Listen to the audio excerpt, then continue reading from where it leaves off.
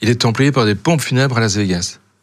Et il est viré des pompes funèbres parce qu'il a des relations sexuelles avec les cadavres. Non mais c'est quoi ce sens? Il est déjà bien parti, lui.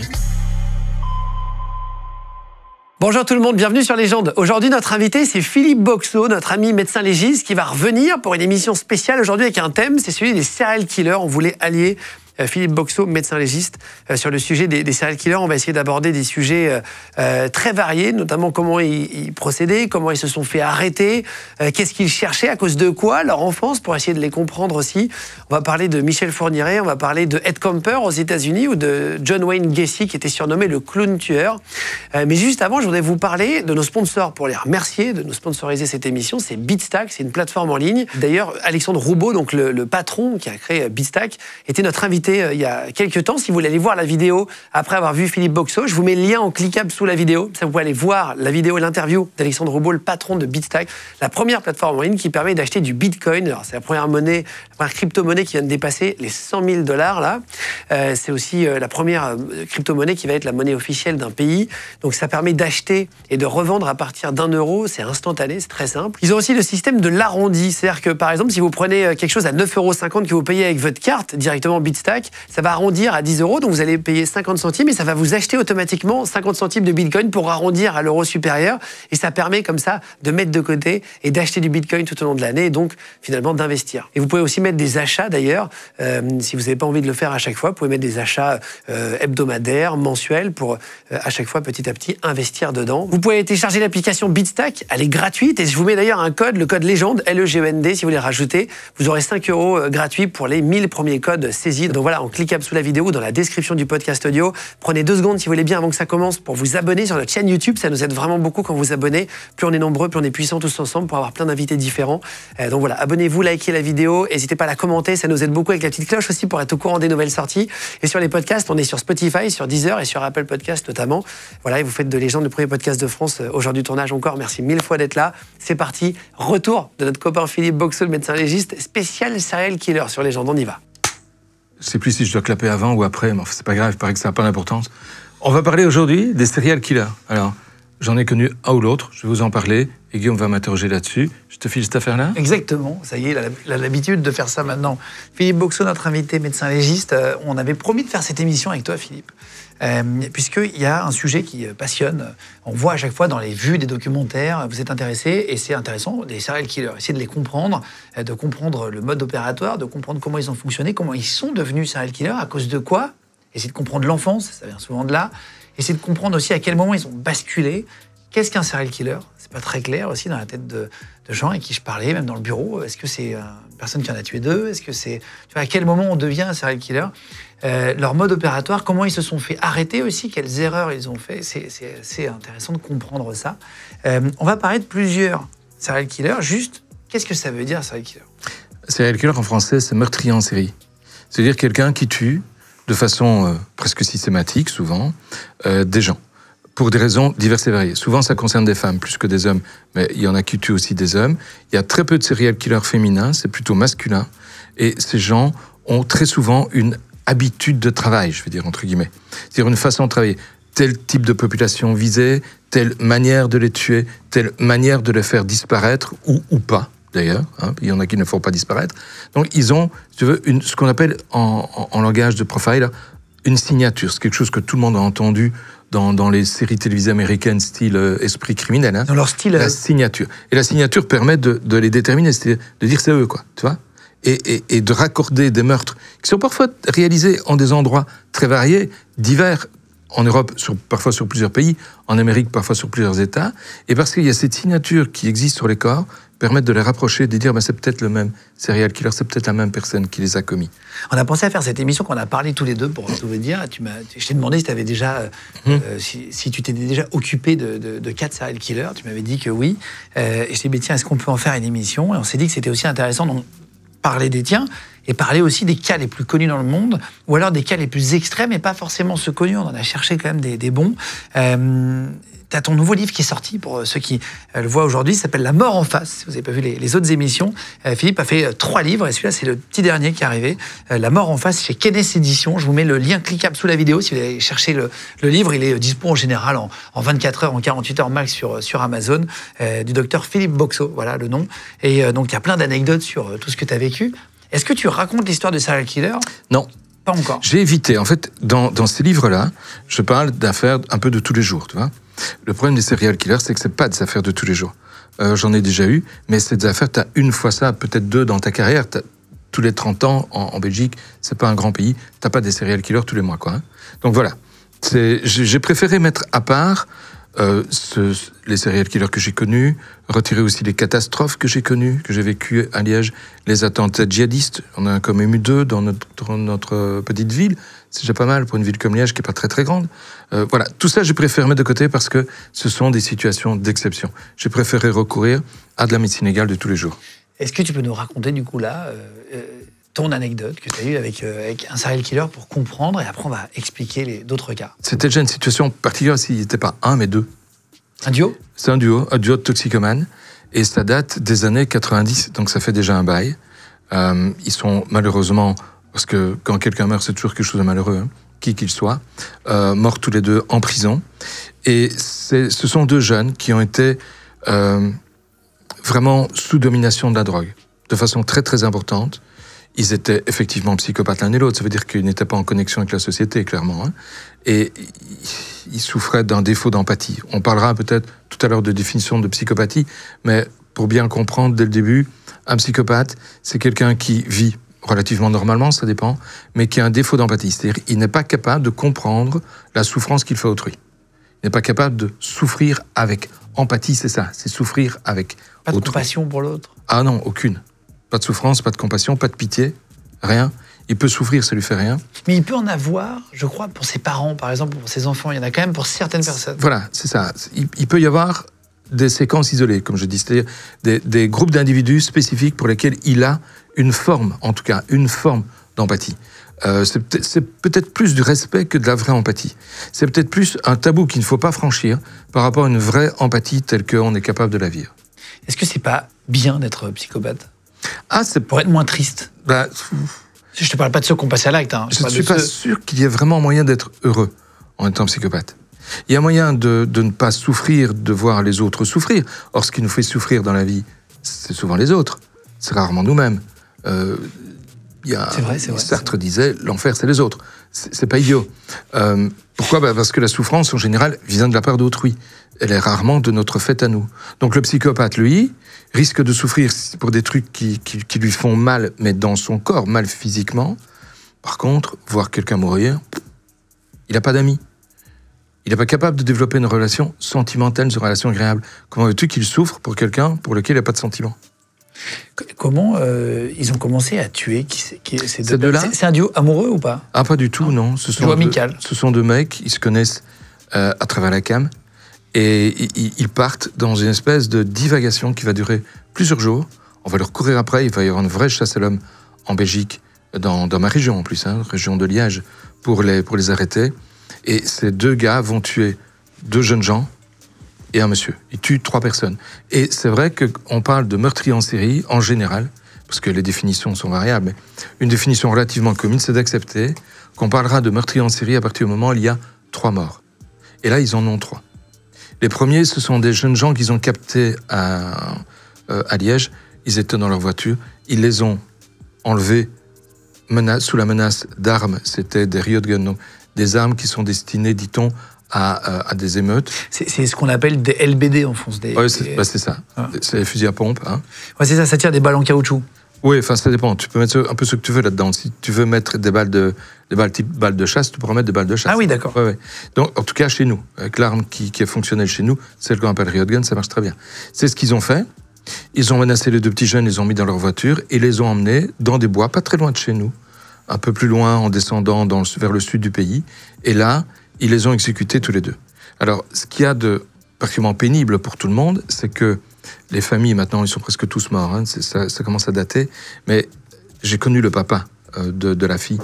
Il a fait de la politique après, il s'est beaucoup investi, un type vraiment très très bien. Je l'ai connu et une des choses les plus pénibles pour lui, c'est de ne pas savoir exactement ce qui s'est passé. On a retrouvé les corps assez tardivement, donc ils étaient plutôt pétrifiés. Donc il n'a pas été possible de dire s'ils avaient été battus, comment ils ont été maîtrisés, comment ils ont été amenés dans la voiture, s'il y a eu un viol, à savoir. Donc on n'a pas pu, à cause de la putréfaction des corps, retracer vraiment ce qui s'était produit. Et ça, pour les familles, c'est quelque chose qui est particulièrement difficile. Je connais d'autres cas dont je ne parlerai pas, mais le papa d'une gamine qui avait été enlevée et qui a été tuée m'a toujours dit, tu sais Philippe, le plus dur, c'est pas tellement qu'elle soit morte. Parce que quand elle meurt, au moins, ses souffrances sont finies. Mais le plus dur, c'est de ne pas savoir ce qui s'est passé, ça c'est la première chose. Et deux, c'est l'ignorance dans laquelle on est, de savoir si elle est vivante ou morte. Il n'y a rien de plus pénible que le doute, en fait. Et d'une certaine manière, une espérance que l'on peut estimer à partir d'un certain moment comme complètement débile, dans la mesure où on se dit, elle est quand même bien morte, quoi, tu vois. Oui, c'est parfois, il y a des gens qui quand ils ont des enfants disparus, préféreraient savoir. Préfèrent savoir, ils sont morts. Bref, les deux sont dans le bois, c'est un bois montant, je me souviens. Il y en a un des deux qui est tué en premier, et puis le deuxième, donc une seule arme. Donc, nécessairement, on n'a pas pu tirer les deux en même temps. Ça veut dire, et moi je trouve ça vraiment atroce, qu'il y en a un des deux qui a su que son copain ou sa copine était morte et qui a su qu'il allait lui aussi mourir. Ça allait être son tour. Parce que tant que le premier coup de feu n'est pas donné et que l'autre n'est pas mort, on peut encore espérer, c'est la nature humaine, instinct de survie, on peut encore espérer qu'on va survivre. Or, à partir du moment où on sait qu'il y a eu un coup de feu, que l'autre ne bouge plus, ne répond plus, c'est qu'il est mort. En tout cas, on peut le suspecter, ça va être mon tour. Toi, t'as bossé sur cette affaire-là ? Oui, c'est ma première grosse affaire. Et vous les avez retrouvés ? Oui, très vite. Enfin, très vite. Ça a pris un petit moment, on les a coincés. On les a coincés à une station-service. Ils sont rendus sans faire d'histoire. On les a ramenés au poste de police, on les a interrogés. Alors, ils étaient vraiment très spéciaux. Un des deux était relativement calme, mais l'autre était agressif à crever. Il a sauté. Tu sais, quand le juge interroge, c'est obligatoire chez nous, hein, avant de mettre quelqu'un sous mandat d'arrêt, le juge ne peut pas se contenter uniquement des PV qu'il reçoit de la police, des procès-verbaux, des dépositions qu'il reçoit de la police. Il doit interroger lui-même la personne et lui signifier qu'il le met sous mandat. Et le gars était de l'autre côté du bureau, il a carrément bondi de son siège pour sauter sur le juge et lui taper dessus. Putain. Les policiers ont réussi à le maîtriser, ça a été réglé, il est parti au trou. Et moi, j'ai dû aller l'examiner. À la prison. 10 policiers et gardiens de prison autour de nous pour l'examen que je devais faire. Mais c'est un examen physique, je dois le déshabiller. Il m'a regardé et il m'a fait « Toi, je t'aime bien, je t'offre rien ». Le psychopathe dans toute sa splendeur. C'est horrible. Pourquoi est-ce que moi, il m'aime bien, un autre, il m'aime pas, j'en sais rien. Mais en tout cas, avec lui, ça s'est toujours bien passé. Alors qu'en prison, il avait même réussi à tailler, tu vois les brosses à dents. Tu prends la partie de la brosse à dents qui n'est pas la brosse. Donc le manche de la brosse, et il l'avait taillé en pointe. Donc il avait fait un poignard. Il avait poignardé un gardien, comme ça, au hasard d'un couloir. Bon. Donc c'était un type particulièrement dangereux. Et ils ont pris cher ? Ils ont pris la perpète. Ouais. En fait, c'est peine de mort à l'époque. Mais c'est transformé en condamnation en perpétuité. Pourquoi ils ont tué les deux jeunes personnes, là, déjà ? Ils avaient envie de tuer. Une espèce de folie meurtrière chez des gens qui sont psychopathes et qui, en plus, étaient un petit peu excités par la drogue. Hein. Et ils n'ont pas expliqué en détail ce qu'ils avaient fait ? Rien du tout. Ils n'ont pas voulu ? Ils n'ont pas voulu et aussi, ils n'ont pas su, je crois. Parce que, clairement, ils étaient dans un état un peu second, motivés par la cam. Ouais, ils étaient un peu perdus, quoi. Ouais. On va passer à la première histoire. Donc, pour vous réexpliquer, concept de cette émission de Serial Killer, on va revenir pour chacun. On va essayer de comprendre d'où ils viennent, leur parcours avant de tuer, comme on l'a fait là, leur premier meurtre. Quand est-ce qu'ils deviennent serial killers ? Là, vous voyez des photos apparaître, c'est les serial killers dont on va parler dans un instant. Quelles en sont les raisons pourquoi ils sont devenus serial killers, leurs méthodes, les différents crimes commis jusqu'à leur arrestation, est-ce qu'ils ont fait des erreurs aussi ? On va parler du premier, si tu veux bien. Alors, il y en a plusieurs, mais on va parler de Ed Gein. Il était surnommé le boucher de Plainfield. Alors lui, c'est celui qui a inspiré, c'est énorme, les films Psychose, Le silence des agneaux, Massacre à la tronçonneuse. Il était en activité à l'époque dans les années 50. Il a été condamné pour 2 meurtres de femmes. Vous allez voir l'histoire. Après, on en a sûrement découvert d'autres. C'est un des meurtriers qui a été les plus marquants du XXe siècle aux États-Unis, parce qu'au-delà des meurtres qu'il a commis, en fait, Ed Gein est connu pour être un voleur de cadavres. C'est-à-dire qu'il va aller déterrer des cadavres pour en fait les découper et en faire des meubles. il y a quand même des gars qui sont fatigués, quoi. Mais c'est un gars qui a en fait jamais été socialisé, tu vois. Jamais. Son père était alcoolo, sa mère était une âme hyper pieuse. J'ai rien contre les gens qui ont de la piété, ça n'a rien à voir. Mais là, c'est de la piété pathologique, au point qu'elle considérait les hommes comme étant des rebuts de la société, des pervers tous, hein, et qu'elle inculquait à ses enfants qu'être un homme était quelque chose de très mauvais, de très mal, c'était le démon. Elle interdisait à ses enfants d'avoir des amis, ils étaient 2 fils, hein. Il y avait 2 gamins. Elle interdisait à ses enfants d'avoir des amis, et même elle les punissait s'ils en faisaient. Et eux, forcément, par retour des choses, quand ils arrivaient à l'école, puisque leur éducation à la maison n'était pas top, pas ouverte, quand ils arrivaient à l'école, ils n'étaient pas nécessairement bien habillés, ils n'étaient pas nécessairement très propres, ils n'étaient pas nécessairement très ouverts. Donc, tu connais les petits, c'est toujours comme ça. Ils se sont fait moquer. Il y a toujours des têtes de Turcs. C'est des têtes de Turcs, mais désignées d'avance, ceux-là. Donc, ils sont évidemment fait moquer, ce qui n'arrange rien. Ce sont des gens qui ne sont pas socialisés. Et tu vas voir, dans tous ceux qu'on va voir, il y a une relation avec les parents qui est mauvaise, et la plupart du temps, c'est avec la mère. Ça, c'est un dénominateur commun de beaucoup. De beaucoup. Il y a d'autres dénominateurs communs sur lesquels on reviendra, mais celui-là, en est un essentiel. Il y a pratiquement toujours un problème avec les parents, et le plus souvent, c'est avec la maman. La mère dure. C'est la mère dure, c'est la mère pas aimante. Un enfant qui est pas aimé, qui est pas serré dans les bras, est un enfant qui ne sera pas structuré. Déstructuré ou mal structuré. Et ici, la psychopathie, c'est ça. C'est un enfant. Si vous avez des enfants serrés dans les bras, sinon. N'hésitez pas. Waouh. Sinon, vous ne savez pas comment ça finit. Et faites ça très tôt, parce que la psychopathie, le développement de la tendance psychopathique commence très très tôt. C'est dans les 3 premières années, quoi. J'ai entendu que 80% du psychisme d'un enfant était fait avant ses 3 ans. C'est-à-dire qu'en fait, il se structure, il se construit avant 3 ans. C'est pour ça que c'est hyper important qu'il y ait une vie structurée, saine. Alors, il y a beaucoup d'études psychologiques. Forcément, hein, la psychopathie, c'est pas une maladie. C'est pas une maladie, c'est une personnalité. Et c'est très très important dans le contexte juridique. C'est dans le contexte juridique, si quelqu'un commet des faits qualifiés de délictueux, il peut être pardonné, entre guillemets, on va le dire comme ça, plutôt que d'utiliser des mots juridiques, il peut être pardonné par la justice pour ce qu'il a commis, à condition qu'il soit dans un état tel qu'il n'ait pas conscience de ce qu'il commet. Donc dans un état dit de démence. Tu vois ? Alors la démence, elle est pratiquement toujours psychotique. Ça, c'est un malade mental, il n'est pas en contact avec la réalité. Ça, c'est une maladie. Ce sont les schizophrènes, ce sont les paranos, c'est ces gens-là. C'est certains états maniaques, tu vois. Ça, c'est de la psychose. T'as déjà parlé à des gens comme ça ? Oui, oui, bien sûr. Et ça ressemble à quoi quand ils te parlent ? Il y en a un qui essaie de me tuer, d'ailleurs. Il m'a sauté dessus, mais vraiment, avec les mains tendues.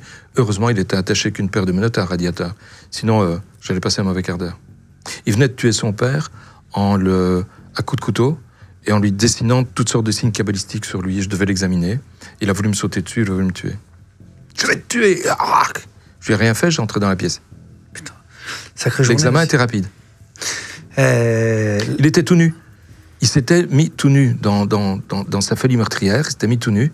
Et donc, les policiers l'avaient recouvert d'une couverture. En me sautant dessus, la couverture était tombée. Donc, à distance, j'ai pu examiner ce qu'il avait comme lésion. Putain. Il y a des beaux. Ah là là. Il y a des beaux. Il a dessiné des signes cabalistiques sur son père. Au couteau. Il les a gravés dans la peau, quoi. Il y a des gens quand même. Hein. C'est waouh. L'humain est quand même surprenant. Hein. Oui, et ce qu'il y a de plus surprenant encore, je trouve, c'est qu'on peut classifier les maladies mentales. Ça veut dire que nos cerveaux fonctionnent tous les uns comme les autres. Il n'y a pas de grande différence. Moi, j'avais l'espoir, tu sais, quand tu commences la médecine, nous sommes tous uniques, etc. Et je pensais trouver cette unicité, non pas dans la structure du corps humain, ça, je me doutais bien que c'était la même pour tout le monde, hein, j'avais étudié, mais dans le fonctionnement du cerveau. En fait, et notamment après les maladies. Et on fait ça la même chose. Les maladies sont les mêmes partout, avec des niveaux différents. La dernière fois, on a parlé de schizophrène. Je t'ai dit, il y a des niveaux de schizophrénie différents. C'est vrai. Il y a des schizophrènes, tu peux les laisser vivre, il n'y a pas de problème. Condition qu'ils prennent leurs médicaments pour la plupart du temps, hein, dans la plupart des cas, mais tu peux les laisser vivre. Ils vont vivre une vie relativement normale. Et puis il y a tous les autres. C'est marrant, plus on parle dans cette émission, à chaque fois avec les émissions de Philippe, plus tu te rappelles d'anecdotes. On n'avait pas parlé du mec qui avec toi, tu as un vrai miroir. Tu as un vrai miroir. À chaque fois, je trouve des trucs. Les dernières fois, je t'ai dit, ça, j'en ai pas parlé, je le mettrai dans le prochain bouquin. Du coup, tu l'as mis dans le bouquin. Oui, c'est dedans. Du coup, ça, tu pourrais mettre dans le prochain bouquin. Parce que, en fait, avant d'écrire mes livres, je reprends les émissions et je regarde ce que j'ai déjà dit. Le signe cabalistique, tu pourras le rajouter. Ouais, ça, je l'ai pas raconté, celle-là. Est-ce qu'il y a des signes, on parlait de Ed Gein, est-ce qu'il y avait des signes dans sa jeunesse, tu vois, qui auraient pu alerter à l'école, tout ça, au-delà de s'être fait un petit peu harceler, mais ça, malheureusement, il y en a plein, et ces gens sont méchants, Ouais. et parfois avec les gens plus intelligents, d'ailleurs, ou plus sensibles. Est-ce qu'il y avait des signaux? Ben, la désinsertion qu'il avait par rapport au milieu, hein. Désinsertion par rapport à l'école, le fait qu'il avait aussi des éclats de rire, qui n'est pas d'objet. Ça, c'est toujours embêtant. Ça. Il éclatait de rire sans raison. Quand n'importe quelle émotion que tu manifestes alors qu'il n'y a pas d'objet pour la manifester à un moment donné, c'est qu'il y a un problème. En général, il y a peut-être quelqu'un à côté de toi. Il y a des gens qui imaginent qu'ils voient d'autres personnes et qu'elles sont vraies. Hein. On a eu un professeur d'université en Angleterre qui était un des inventeurs d'une théorie économiste qui est toujours utile aujourd'hui, une super théorie. Il a été prix Nobel d'économie, ce gars-là. Il était schizophrène et il voyait des gens. Schizophrénie paranoïde. Il voyait des gens. Et Ed Gein, il rigolait comme le Joker en classe. C'est-à-dire qu'à des moments, il éclatait de rire, puis il regardait ses camarades à gauche, à droite, en riant fort. C'est ça. Ça peut faire peur. Un rire inapproprié. Tu sens qu'il y a un truc qui va pas. Tu vois, Ben Jones, notre cadreur, il rigole parfois tout seul devant la glace. Il se déguise et tout, et ça fait... Non, je plaisante.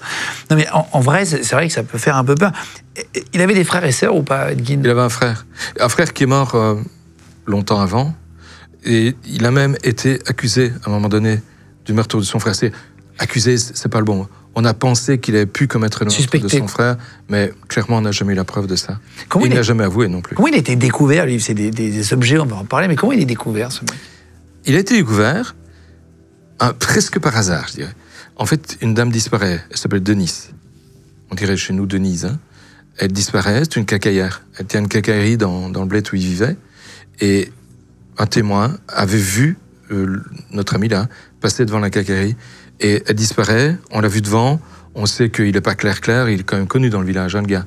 On sait qu'il n'est pas clair, donc clairement, on va s'intéresser à lui. Et s'intéresser à lui, d'autant plus qu'il avait déjà été suspecté dans d'autres affaires. Donc, dans la tête du shérif, ça prend une proportion, il se dit, ouais, il était devant, il est déjà suspecté dans un autre dossier, on va y aller. Donc, c'est un vrai flic. C'est un vrai flic qui a un vrai nez, qui a un vrai instinct policier. Un vrai instinct policier. Ça, c'est super important. Dans toutes les affaires qu'on va voir, il y a toujours quelqu'un qui a le vrai instinct, qui a le déclic à un moment donné. Et ce policier-là va chez le bonhomme. Il sort d'une soirée, il est allé en soirée chez des voisins. Ça, c'est assez incroyable pour un psychopathe. Il tue quelqu'un? Il a déjà tué. On va le voir. Il a déjà tué. Mais il est envoyé en soirée chez quelqu'un d'autre. Ça veut dire qu'il est quand même capable d'avoir des relations. Elles ne sont pas nécessairement amicales. Faut voir. Je connais pas la relation qu'il a avec le voisin, mais j'ai été surpris quand j'ai découvert ce personnage de découvrir qu'il était chez quelqu'un d'autre au moment où les faits quasiment ont été commis. Ça veut dire qu'il a su se distraire de ce qu'il était en train de faire pour aller chez le voisin. Ça, c'est assez exceptionnel. Putain, c'est fou. Est-ce qu'il y a des bons psychopathes? Est-ce qu'il y a des bons et des mauvais psychopathes? Oui, bah. Non, parce qu'il y a des mecs qui font je sais pas, dans des assos, tu vois. Et en fait, c'est des psychopathes, ils ont juste pas d'émotion. Ils aiment pas les gens, mais ils sont quand même là pour aider au resto du cœur, j'en sais rien. Tu as des listes qu'on a établies, c'est les psychologues qui ont fait ça, de professions parmi lesquelles tu trouves le plus de psychopathes. Et ceux qui tiennent le haut du pavé... C'est cadreur chez Légende. Ceux qui tiennent le haut du pavé, c'est les directeurs généraux. Donc les mecs qui tiennent une grosse boîte, qui sont capables de virer quelqu'un sans état d'âme, etc., ce sont souvent de francs psychopathes. Mais des psychopathes qui sont parfaitement bien équilibrés dans la vie, ils ont une famille, etc. Mais dans leur boulot, ils ont une attitude psychopathique. C'est pas moi qui ai inventé cette liste, hein, elle existe.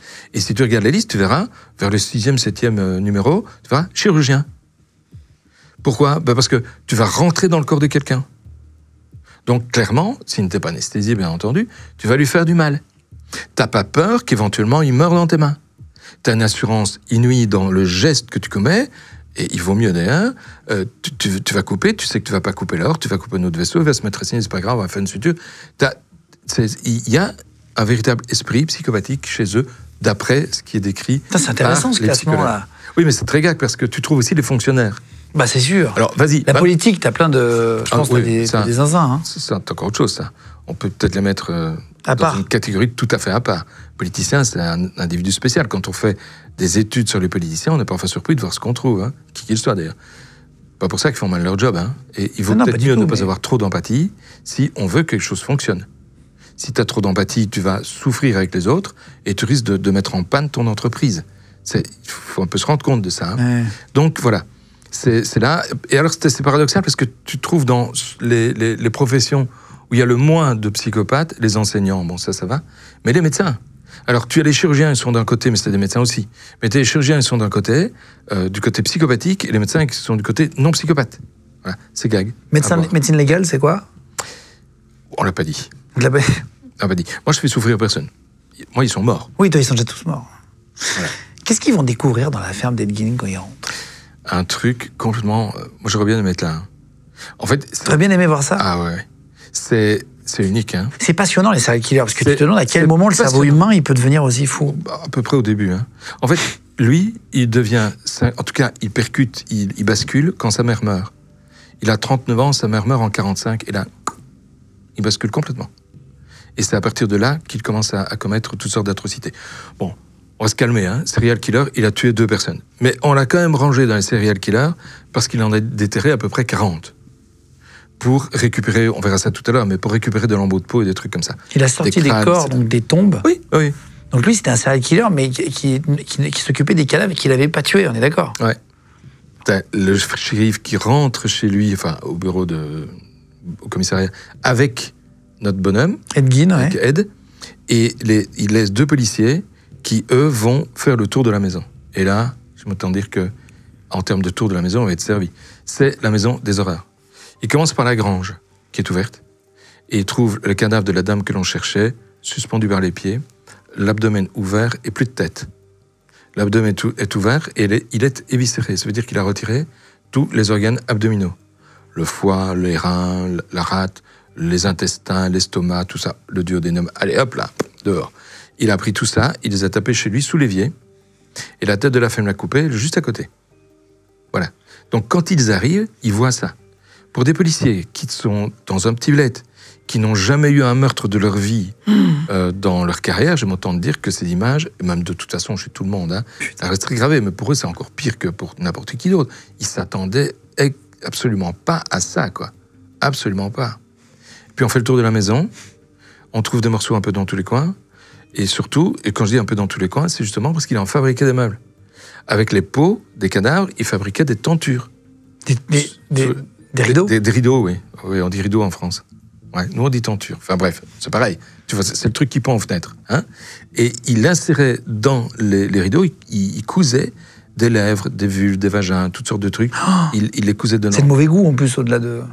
Oui, ce que tu dis, c'est de mauvais goût aussi. Je sais, c'est pour rire. C'est excellent. Mais quel enfer! Ouais. Il y a des gens... Non mais attends, le mec qui se lève le matin, il voit bien qu'il y a un truc qui ne va pas. Ah mais non, lui, il voit pas, il est psychopathe. Comment tu veux qu'il le voie? Bah oui, mais il se dit, tiens, j'ai des tétons accrochés à mes rideaux. Il y a lui pas. Pour lui, c'est beau. Oui, c'est vrai. Il y en a qui s'habillent... Oh, j'aime autant dire que ça sent la charogne chez lui. Hein. Ça pue la rage. C'est ce que j'allais dire, ça doit sentir mauvais, les rideaux. Ça pue la rage. Et ça doit sécher, ça doit être dur, non? Pas nécessairement. La peau, si elle est un peu humidifiée, mais il faut qu'il fasse un peu humide dans la maison, elle va rester assez souple. Mais par contre, s'il fait sec, c'est du carton. Ouais, donc tu sais plus ouvrir les rideaux, quoi. Oh là là. Donc il se fait des objets comme ça, qu'est-ce qu'il fait d'autre chez lui? Des abat-jours. Ça, c'est des trucs qu'il a appris en lisant des livres sur les médecins nazis. Il s'est rendu compte que les médecins, pendant la Deuxième Guerre mondiale, on en sortait, hein, on était en 45, quand sa mère meurt, donc on était à la sortie de la Deuxième Guerre mondiale. Ce qui veut dire qu'aujourd'hui, on n'en parle plus trop.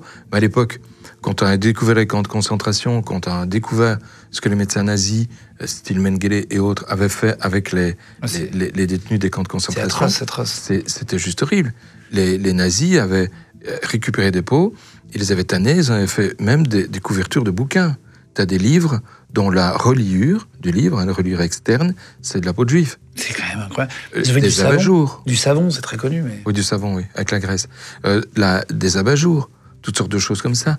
Et chez Edgin, c'était ça. Il avait décoré sa maison de cette manière-là. Il servait même des crânes, il nettoyait tout, hein, mais il servait même des crânes pour en faire des cendriers, pour en faire des bols. Ça a vraiment existé, hein, on n'avait pas ramené, on avait fait un documentaire sur Auschwitz. Je vous mettrai le lien d'ailleurs pour ceux qui allaient le voir en cliquable avec Cyril MP4. On avait fait sous la vidéo, on avait interviewé 2 dames qui avaient été déportées, puis on est parti une journée à Auschwitz, 24 heures là-bas. Et je crois que c'était au mémorial de la Shoah. Ils avaient une lampe, hein, si je dis pas de bêtises, faite avec de la peau d'homme. On ne l'avait pas montrée parce qu'on trouvait ça pas décent, mais elle existe, elle est là-bas à Paris, au mémorial de la Shoah, quoi. Et après, à partir du moment où il y a une matière organique, on ne voulait pas le montrer. On a montré les étoiles pour expliquer, etc., pour avoir un côté justement éducationnel et tout ça, mais on ne voulait pas rentrer là-dedans, c'est un peu voyeuriste, mais ça existe vraiment, quoi. C'est pas du tout des mythes, tout ce que tu racontes depuis tout à l'heure. Hein. Ils ont pris les crânes, et ils en faisaient quoi du crâne, tu dis ? Des bols ou des cendriers. En fait, ils trouvaient une fonction utilitaire, beaucoup de choses, mais surtout, ils récupéraient des peaux pour en faire un espèce de déguisement. Alors ça doit nous rappeler des films, ça. Hein. T'as Psychose, où le type se prenait pour sa mère, avec un transfert de personnalité schizophrénique, il faisait ça. Tu as Massacre à la tronçonneuse, avec le corps ouvert, pas à la tronçonneuse, mais voilà, c'est un peu l'idée. Il a inspiré Massacre à la tronçonneuse, il a inspiré plusieurs films, il a même inspiré Le silence des agneaux, avec ce gars qui fait grossir des femmes, hein, ou maigrir, je ne sais même plus, tiens, c'est l'un ou l'autre, mais dans un puits en tout cas, et puis il les tue, il récupère leur peau, il en fait un habit. On a retrouvé dans pas mal de films des traces de Ed Gein. Il se déguisait avec. Il se déguisait avec. Mais il faisait quoi ? Chez lui ? Chez lui, il se déguisait. Oh, t'as une caméra cachée, t'imagines chez lui ce que tu aurais vu ? On est dans les années... Ouais, ça n'existait pas, mais imagine juste la folie jusqu'où ça mène. Mais il aurait eu une caméra, peut-être qu'il se serait filmé, et qu'on aurait aujourd'hui les bandes. Hein. Dans la chambre de la mère d'Ed Gein, qu'est-ce qu'on trouve ? Rien du tout. Donc sa chambre était intacte. Je pense que sa mère l'a traumatisé, il a certainement cherché à lui plaire, et il l'a considéré comme quelqu'un de référence. Il n'a plus touché à quoi que ce soit qui concernait sa mère. Mais en même temps, elle a tellement déstructuré qu'il est devenu le personnage qu'il était. Et il est vraisemblable aussi qu'en se déguisant de cette manière-là, il a voulu passer pour une femme et quelque part ressembler à sa mère. Qu'est-ce qu'ils ont fait des objets Tu tout détruit. Crâne. Et pourquoi ils ont tout détruit ? Parce que c'est très dangereux de laisser ça en liberté. Allez, regarde Adolf Hitler. On en reparlera tout à l'heure. Il a fait des toiles. Elles sont vendues aujourd'hui plusieurs centaines de milliers d'euros. Quelque part, sur le plan éthique, ça peut poser problème. Une espèce de fascination pour ça. Il y a une fascination pour tout ça. Pour les objets de serial killer ? Oui. Ou de dictateurs, là ? Ou de dictateurs, pareil. Pour les objets de personnes qui impressionnent la population à un moment donné. Et ici, Ed Gein, le moins qu'on puisse dire, c'est qu'il a laissé des traces. Parce qu'effectivement, il est à l'origine de ces 3 films, Psychose, Massacre à la tronçonneuse et Silence des agneaux. À l'origine, en tout cas, du concept du personnage criminel qui se trouve dans le film. Ils arrivent à identifier, quand les flics arrivent, la police scientifique à l'époque, tout ça, est-ce qu'ils arrivent à identifier à qui appartient quoi pour rendre aux familles des victimes ? À l'époque, c'est très difficile. On n'a pas les moyens d'aujourd'hui. Aujourd'hui, on a l'ADN, on a toutes sortes de trucs qui nous permettent d'identifier quelqu'un. Ils ont identifié une personne, elle s'appelait Mary, et Mary, c'est la première femme qui l'a tuée. On a retrouvé la peau de son visage, totalement identifiable, hein, le visage, on l'a reconnu, dans la maison. Donc on a su qu'effectivement, il avait tué 2 personnes. Mary Hogan. Voilà. Qu'est-ce qu'il va dire pour justifier à la police ? Rien. Il ne sait plus. Il était en état second, la perte de sa mère. Il n'était pas bien. Il ne va rien expliquer. Ils sont nombreux à faire ça. Il y en a un dans toute la clique que l'on va voir qui n'a pas joué à ça et qui est à l'origine de trucs extraordinaires. Il est à l'origine du profilage. Donc, lui se tait, il ne dit rien du tout. T'en as d'autres qui vont parler et puis qui vont se rétracter. On va voir de tout. Et la plupart des psychopathes, en général, n'expliquent rien. Pourquoi ? Parce que ça les emmerde. Et pour quel intérêt, et pour qui et pourquoi expliquerait-il ? Les seuls qui comptent, c'est eux. Alors, expliquer aux autres, oui, s'il veut montrer aux autres que lui a raison et que les autres ne sont jamais qu'une bande de couillons, il va le faire. Il dit qu'il a peut-être fait quelque chose, mais qu'il ne sait plus. Il demande à passer au détecteur de mensonges. Ouais, c'est un beau truc. Polygraphe, ça s'appelle. Est-ce que ça marche ? Polygraphe. Alors, dans polygraphe, tu as graphein, qui veut dire écrire, et polynombreux. Ça veut dire qu'on va écrire de nombreuses choses. En fait, on va traduire sous forme de schéma graphique des variations d'intensité de la fréquence cardiaque, la fréquence respiratoire, ta tension artérielle, la résistance de ta peau, ton niveau de sudation. Il y a plein de choses qui entrent en ligne de compte. Et on sait que quand tu es sous stress, il y a un système qui s'appelle le système orthosympathique, c'est un système de notre organisme qui est excité et qui crée tout ça, toutes ces augmentations-là, y compris des modifications de diamètre de la pupille. Et tout ça, on peut le mesurer.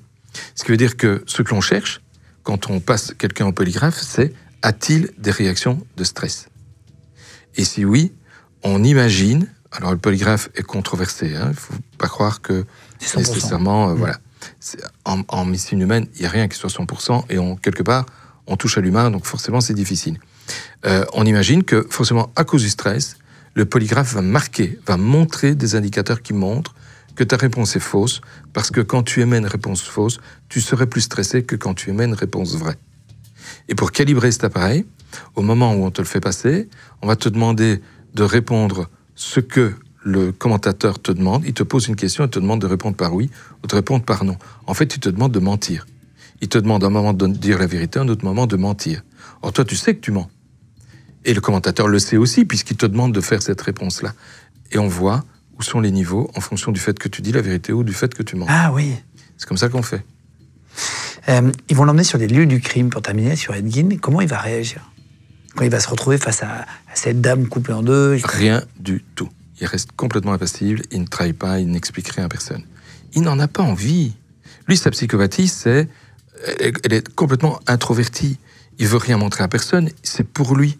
Et d'ailleurs, il a tout caché. Il n'a rien fait non plus pour être découvert. Il a tout laissé chez lui, il n'y a rien qui soit en dehors. Il a ramené même des trucs de l'extérieur, c'est-à-dire des corps morts de l'extérieur, il les a ramenés chez lui. Il les a jamais réenterrés. C'est pour ça que ça pue la mort chez lui, c'est parce que tous ces corps se trouvent quelque part dans la maison, dans un cave ou ailleurs, et ailleurs d'ailleurs. Voilà, ça c'est Ed Gein. C'est un personnage qui est complètement introverti. Comment ils ont su que c'était des corps qu'ils avaient déterrés? Le mec, il avait 40 cadavres, et tout, enfin je sais plus combien, mais comment ils ont su que c'était pas tout simplement des nouvelles victimes? Parce qu'on a, en fait, le shérif, ou le magistrat, je ne sais plus, a permis qu'on ouvre 2 des tombes. Et on s'est rendu compte que les corps n'y étaient plus. Et on s'est dit, ok, ça va, c'est bon. Effectivement, il les a déterrés. Mais alors, à l'époque, on n'a pas les moyens de savoir qui retourne dans quelle tombe. Et je ne sais pas, l'histoire ne raconte pas ce qu'on a fait de tout ce qu'on a trouvé chez lui, si on les a passés à l'incinérateur ou si on a enterré sous forme d'une pierre tombale commune. Ça, on n'en sait rien du tout. Il s'intéressait au changement de sexe à l'époque. Oui. Lui. Il voulait devenir une femme. Ben, il voulait devenir sa mère. Putain, c'est flippant. D'où l'idée de psychose. Putain. Il y a une scène terrible dans Le Silence des agneaux où tu vois le type qui se regarde dans un miroir et il rentre son pénis et ses testicules entre les jambes. Ce qui fait que tu ne le vois plus. Tu ne sais plus son sexe.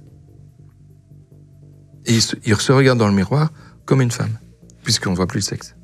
Il y a la police qui avait demandé s'il aime s'habiller en femme, d'ailleurs. Oui, il aime ça.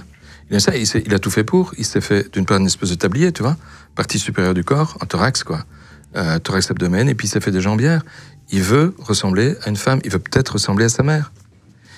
Ou alors, il a un instinct, mais ça, c'est raconté nulle part. Il a cette tendance à l'homosexualité non avouée. C'est possible aussi. Est-ce qu'il est condamné à mort, lui, pour tout ça? Eh ben non. Pourquoi? Parce que dans cet état, la loi a changé il n'y a pas longtemps et on ne condamne plus à mort. Cependant, il y a un problème. C'est qu'ils veulent néanmoins le passer en jugement. Mais pour le passer en jugement, ils estiment qu'il doit être sain d'esprit. Donc, il va rester 11 ans en hôpital psychiatrique pour être soigné. De la psychopathie, on sait qu'on ne soigne pas. Néanmoins, il va récupérer une vie un peu normalisée, on va dire comme ça. 11 ans après, ils vont le juger. Ils vont le juger une première fois comme étant coupable. Il y aura un appel et on va le rejuger encore en disant « Écoutez, non, il ne peut pas être coupable puisqu'au moment des faits, il était en état de démence. » Ce qui n'est pas exact, parce que la psychopathie n'est pas une démence. Qu'est-ce qu'il faisait des sexes de femmes, lui? Les vulves, il les découpait, il les plaquait sur les interrupteurs.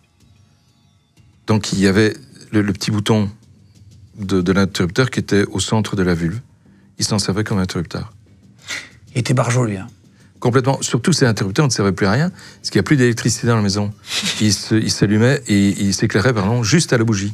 Alors, quel est le bilan d'Ed Gein, pour terminer, ce pourquoi il a été jugé et reconnu coupable? Oui, ça fiche, quoi. Ouais, ça fiche. Il a tué 2 personnes, ça c'est sûr. Denise et Mary, c'est lui qui les a tués. On a retrouvé tout ce qu'il fallait chez lui pour en attester. Il a déterré au moins 17 corps, au moins. Et il y a peut-être 7 morts à son actif, mais ça on n'a pas pu le démontrer, dont son frère. Alors, on va parler de serial killer, et là, vous pouvez vous dire que c'est super violent. Vous n'avez pas de chance, parce que c'est peut-être le plus gentil de ceux qu'on a pris. Enfin, le plus gentil. Et oui, parce que lui, il n'a pas tué grand monde, quoi. En fait, il jouait beaucoup avec des corps, mais tué, entre guillemets, que 2 personnes, plus peut-être son frère. Ce qui est déjà beaucoup trop, hein, normalement. Oui, tout à fait. Là, on va parler du loup-garou. Il s'appelle Mikhail Popkov. Alors, Mikhail Popkov, c'est un autre. Hein. C'est l'un des pires tueurs en série de l'histoire. Il est d'origine russe, lui. Il est encore en vie aujourd'hui, il faut le savoir. Il est reconnu coupable de 83 meurtres entre 92 et 2010. Juste avant d'en parler, est-ce que tu le connaissais avant qu'on en parle aujourd'hui? Je ne le connaissais pas, mais ce type m'a beaucoup impressionné, parce que c'est un policier. Exactement. En fait, ces crimes, ils étaient tellement atroces et violents, c'est pour ça qu'ils l'ont appelé le loup-garou. En fait, comme beaucoup, hein, il mutilait le corps des victimes, on va en parler après, il effectuait des actes sexuels sur elles, on va y revenir. C'est quoi son enfance? Qu'est-ce qu'on peut en dire? C'était encore un gamin qui n'était pas aimé par sa mère. Hein. D'ailleurs, il a été élevé par ses grands-parents, il n'a pas vraiment été élevé par sa mère. Et puis, par rapport aux femmes, il avait un petit souci aussi. Il s'estimait toujours supérieur par rapport à elles. Donc, il les considérait qu'un certain dédain. Il faisait quoi dans la vie, ce mec-là? Il a fait différents boulots, mais le plus important, le plus intéressant, c'est qu'il est devenu policier. C'est vraiment ce qu'il avait envie de faire depuis toujours, c'est devenir policier. Il était policier à Irkoutsk. C'est imprononçable comme truc. Et j'ai été voir une petite ville qui se trouve juste au-dessus de la Mongolie, c'est la Sibérie. Hein. C'est pas le territoire le plus chaud du pays, à côté du lac Baïkal.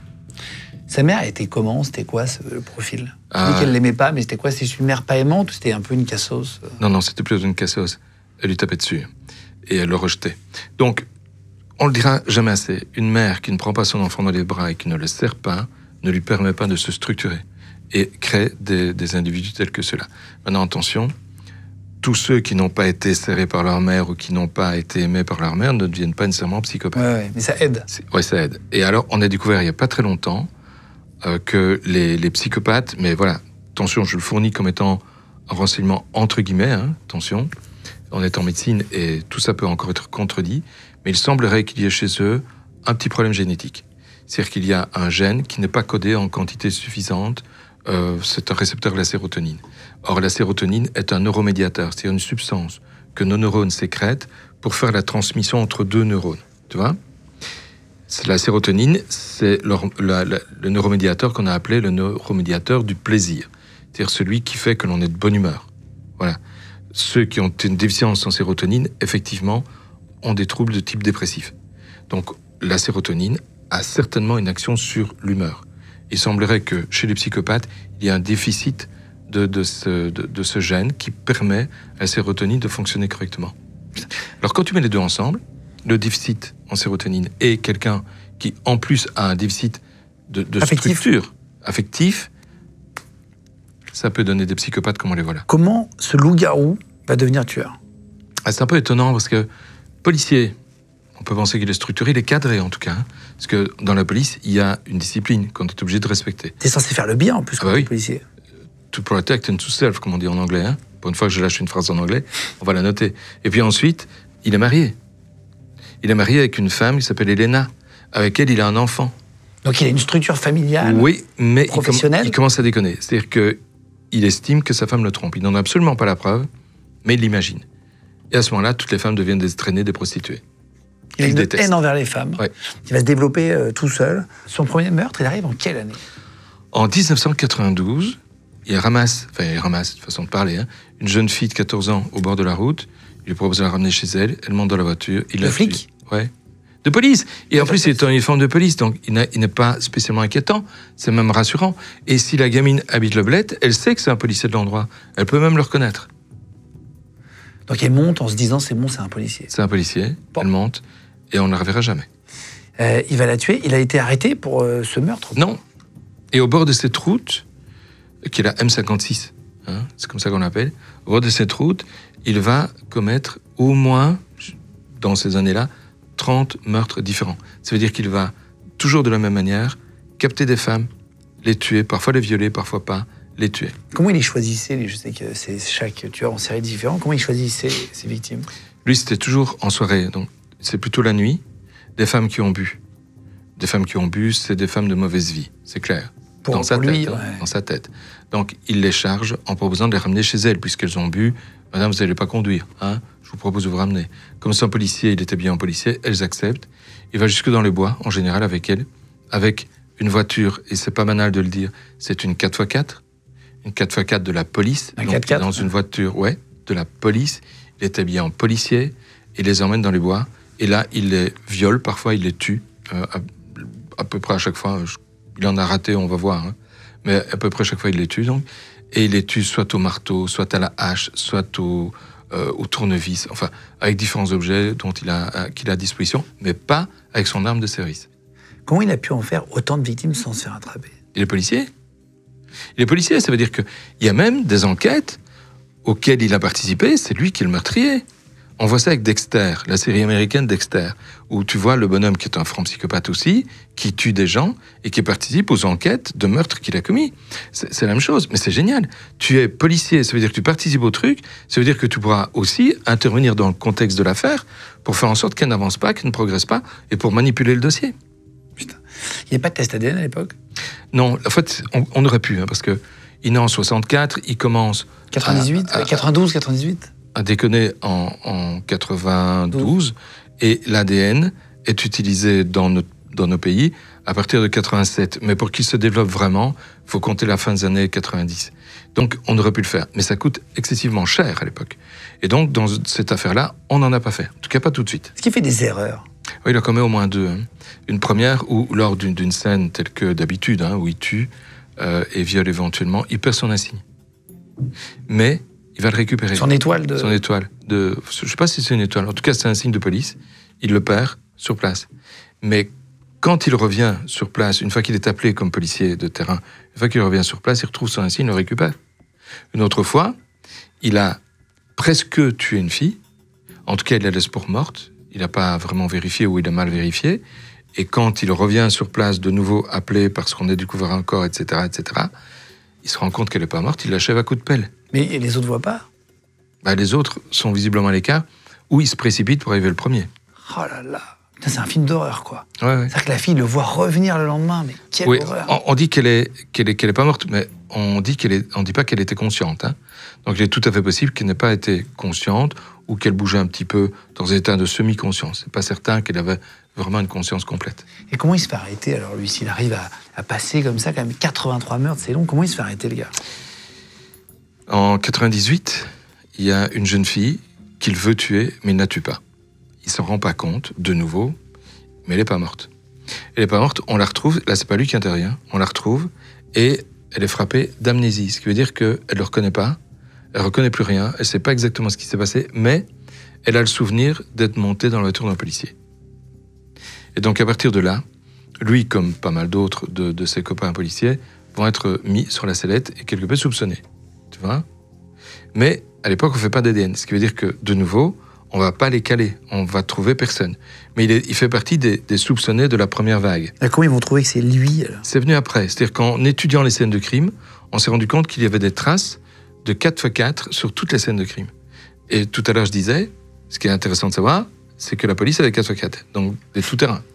Des 4x4, on dit en français. Ouais, donc on dit 4x4. Non, je précise pour ceux qui ne comprennent pas ce que c'est qu'un 4x4. Vous pensez que c'est un exercice de maths? Nous faisons une traduction du belge au français. Et donc, c'est 4x4. J'ai bien dit? T'as vu? Ouais. Génial. Ces gens ont constaté qu'il y avait des traces de pneus de 4x4. La police a des 4x4. Or, comme on avait déjà l'affaire de la dame qui disait que c'était un policier, et qu'ici on se rend compte qu'effectivement, il y a une concordance entre ce qu'disait cette dame et des pneus potentiels de voiture de police, allez, c'est parti, là on a fait de l'ADN et on l'a coincé. À partir de ce moment où on sait que c'est lui, on a localisé le 4x4, le boulot de policier, etc., machin, quand il va se faire arrêter, est-ce qu'il va avouer ou il va essayer de nier? Non, il va avouer assez vite. Peut-être pas immédiatement, hein, c'est comme toujours. Dans tous ces cas-là, tu as très souvent une phase de résistance et puis ils lâchent. Et je crois qu'ils sont, à un moment donné, soit soulagés de pouvoir le faire, soit heureux de pouvoir montrer qui ils sont vraiment. Et là, il en a avoué 22, pour lesquels il a été condamné en 2015. Et puis, il va encore en avouer après. On arrive à un total de 76 reconnus par les forces de l'ordre, de 83 avoués par lui. Putain. Tu te rends compte qu'il a avoué, en fait, 22 meurtres au départ, en janvier 2015.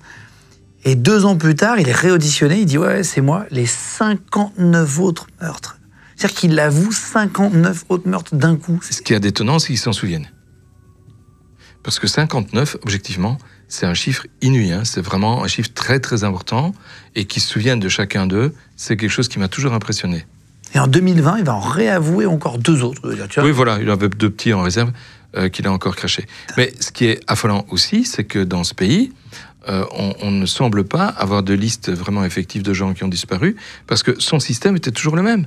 Il était rodé, c'était sa signature. C'est choper des filles sur cette fameuse route et aller un peu à l'extérieur de ces routes dans les bois pour les tuer là-bas.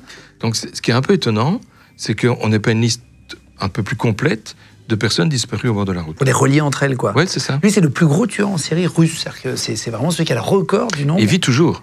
Il est encore vivant. Juste, comment il explique ces meurtres? Comment il justifie ça, lui? Une haine de prostituées. En fait, pourquoi ça vient de sa mère, qui avec lui a été absolument atroce, hein, à tel point qu'il était plutôt élevé par ses grands-parents. Donc, il a une haine par rapport à la femme. Il a quand même réussi à se structurer, il a quand même réussi à se marier. Mais il y a un moment donné, un petit déclic s'est passé dans sa tête, un peu parano, où il imaginait que sa femme le trompait. Il est revenu sur l'idée que l'homme est supérieur à la femme. Forcément, dans sa tête, il vaut mieux que ce soit comme ça, mais c'est sans doute aussi ce qui fait qu'il est devenu ce qu'il est.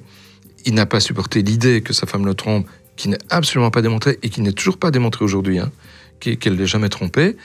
Et partant de là, il est parti sur l'idée que toutes les femmes sont des salopes, des prostituées, etc. Et encore plus celles qui boivent et qui se saoulent la tronche dans les bars le long de la route. Ah, il a un truc particulier, c'est qu'il dit, en fait, que parfois il laisse la vie sauve à certaines femmes. Alors ça, c'est assez chelou, c'est bizarre. C'est ce qu'il dit. Parce qu'il n'y a aucune de ces femmes qui est jamais venue témoigner. Il dit que si il jugeait que ces femmes avaient un bon comportement, d'après lui, donc après, bon voilà, je sais pas ce que ça veut dire, il les laissait en vie. Ouais, est-ce que c'est possible? Non, c'est pas possible, parce que sinon on aurait trouvé ces femmes. On les a pas trouvées. On peut lui laisser le bénéfice du doute. Hein. Oui, un psychopathe pourrait très bien la laisser partir si elle ne correspond pas à la catégorie de femmes qu'il veut tuer. Tout à fait. Voilà. Parce que chez lui, il y a une espèce de sentiment de justice aussi. Il ne faut pas perdre ça de vue. Et il est policier, donc c'est un sentiment qu'il connaît. Donc il peut très bien, effectivement, c'est compatible, laisser filer celles qui n'ont pas cette mauvaise vie qu'il prétendait leur accorder. Il a l'impression de faire le bien? Il a l'impression de purifier la planète, oui. Est-ce qu'il y a des psychiatres qui ont analysé son profil et qui ont trouvé, parce qu'apparemment il y a des profils complexes en psychologie? Oui, mais les profils que l'on fait en psychologie sont toujours un peu complexes, effectivement. Bon, globalement, c'est un psychopathe. On parle de lui en disant qu'il était victime d'une folie meurtrière, mais ça veut rien dire, une folie meurtrière. C'est pas une pathologie mentale. C'est l'expression d'une pathologie mentale. Mais la vraie pathologie mentale qui sous-tend cette folie meurtrière, c'est la psychopathie, tu vois. En fait, c'est un psychopathe. Il est encore en vie aujourd'hui. Ouais. Tu le disais tout à l'heure. Il a même fait une interview, je ne sais pas si tu as vu. Il a bossé un peu ça. Et il a été interviewé en prison. En prison, oui. Pour la télévision. Derrière des grilles. Hein. Il n'est pas libre avec le gars. Hein. Chacun est de l'autre d'un côté et d'autre de la grille. Il sortira jamais de prison, lui, il n'est pas... Normalement, non. Sauf que, bon, il y a la guerre avec l'Ukraine. Il semblerait, parce que les chiffres que l'on a ne sont, à mon sens, pas très fiables, mais quand même qu'il y ait beaucoup de soldats russes qui soient morts. Hein. Et que, voilà, l'armée russe a besoin de soldats. Et ils ont annoncé dans les prisons qu'ils soulageaient de leur peine de prison ceux qui acceptaient de monter pendant 6 mois au front ukrainien. Il l'a postulé. Il n'est pas encore allé, mais il a postulé pour y aller. Après avoir tué 83 personnes, il pourrait se voir sortir de prison pour aller faire la guerre en Ukraine. Combattre pour son pays, hein, parce que c'est aussi ça. Dans la tête des combattants, des combattants russes, ils combattent pour leur pays. D'une part, donc se montrer patriote, quelque part une renaissance, et en même temps être enfin dégagé de la prison de laquelle sinon il ne sortira jamais. Est-ce que toi, tu as déjà eu en Belgique des policiers qui sont avérés être des tueurs? Un seul. Il avait aussi une pathologie mentale, hein, sinon il n'aurait pas fait tout ça. Il est mort aujourd'hui et il a tué 2 de ses collègues. C'était aussi au début de ma carrière, ça. Il a tué 2 de ses collègues alors qu'ils étaient en service de nuit dans leur caserne de gendarmerie. Il les a abattus tous les 2. Et puis un peu plus tard, il a abattu un autre bonhomme, place de l'Isère à Liège, donc c'est un endroit spécifique de Liège, parce qu'il faisait du bruit en pleine nuit. Il faisait un tapage nocturne, il n'a pas supporté, il l'a abattu. Donc, voilà, on était au nombre de 3, 2 gendarmes, 2 de ses collègues, hein, des gens qu'il connaissait bien. et un bonhomme qui ne connaissait absolument pas un inconnu, ce qui veut dire qu'il était dans une dérive dangereuse, parce que il tue les deux gendarmes, c'est une chose, c'est des collègues, il y a peut-être quelque chose contre eux, j'en sais rien, mais il tue un autre bonhomme en ville, à Liège, il n'avait rien contre lui, juste que le type était sous et qu'il faisait du tapage nocturne. Il essayait de rentrer chez lui, il ne trouvait pas sa clé. Une dose de tolérance assez faible, finalement. Très faible. Est-ce qu'un tueur en série comme ça, 83 meurtres, ça pourrait exister aujourd'hui en France ou en Belgique? Pourquoi pas? Pourquoi pas?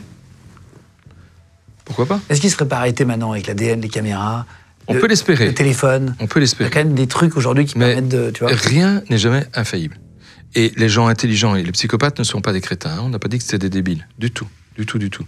Ce sont des gens souvent intelligents. Ça veut dire qu'ils vont viser des endroits où ils ont la possibilité de commettre leur acte sans être dépistés. Aujourd'hui, tout le monde connaît l'ADN. Aujourd'hui, tout le monde sait comment il faut se prémunir par rapport à la perte d'ADN qui, sur un lieu de crime, permettrait de nous confondre. Allez, à l'époque, quand on a connu les empreintes digitales c'est 1870. Leur application en France est beaucoup plus tardive, 1812 à peu près, en tout cas avec la Joconde. La Joconde a été volée au Louvre en 1911. Et on l'a retrouvée à Florence. Quelqu'un tentait de la vendre en la faisant passer pour une copie à un antiquaire qui a reconnu la Joconde. Il s'est dit, ça, c'est pas une copie. Il a dit au gars, écoutez, repassez tout à l'heure, je vais demander à un de mes collègues qui connaît bien la peinture de la Renaissance pour évaluer correctement la copie que vous me présentez. Le gars l'a cru. Il s'appelait Ferrugia. Il est rentré à l'hôtel et puis il est revenu à l'heure dite, et à l'heure dite, la police l'a serré.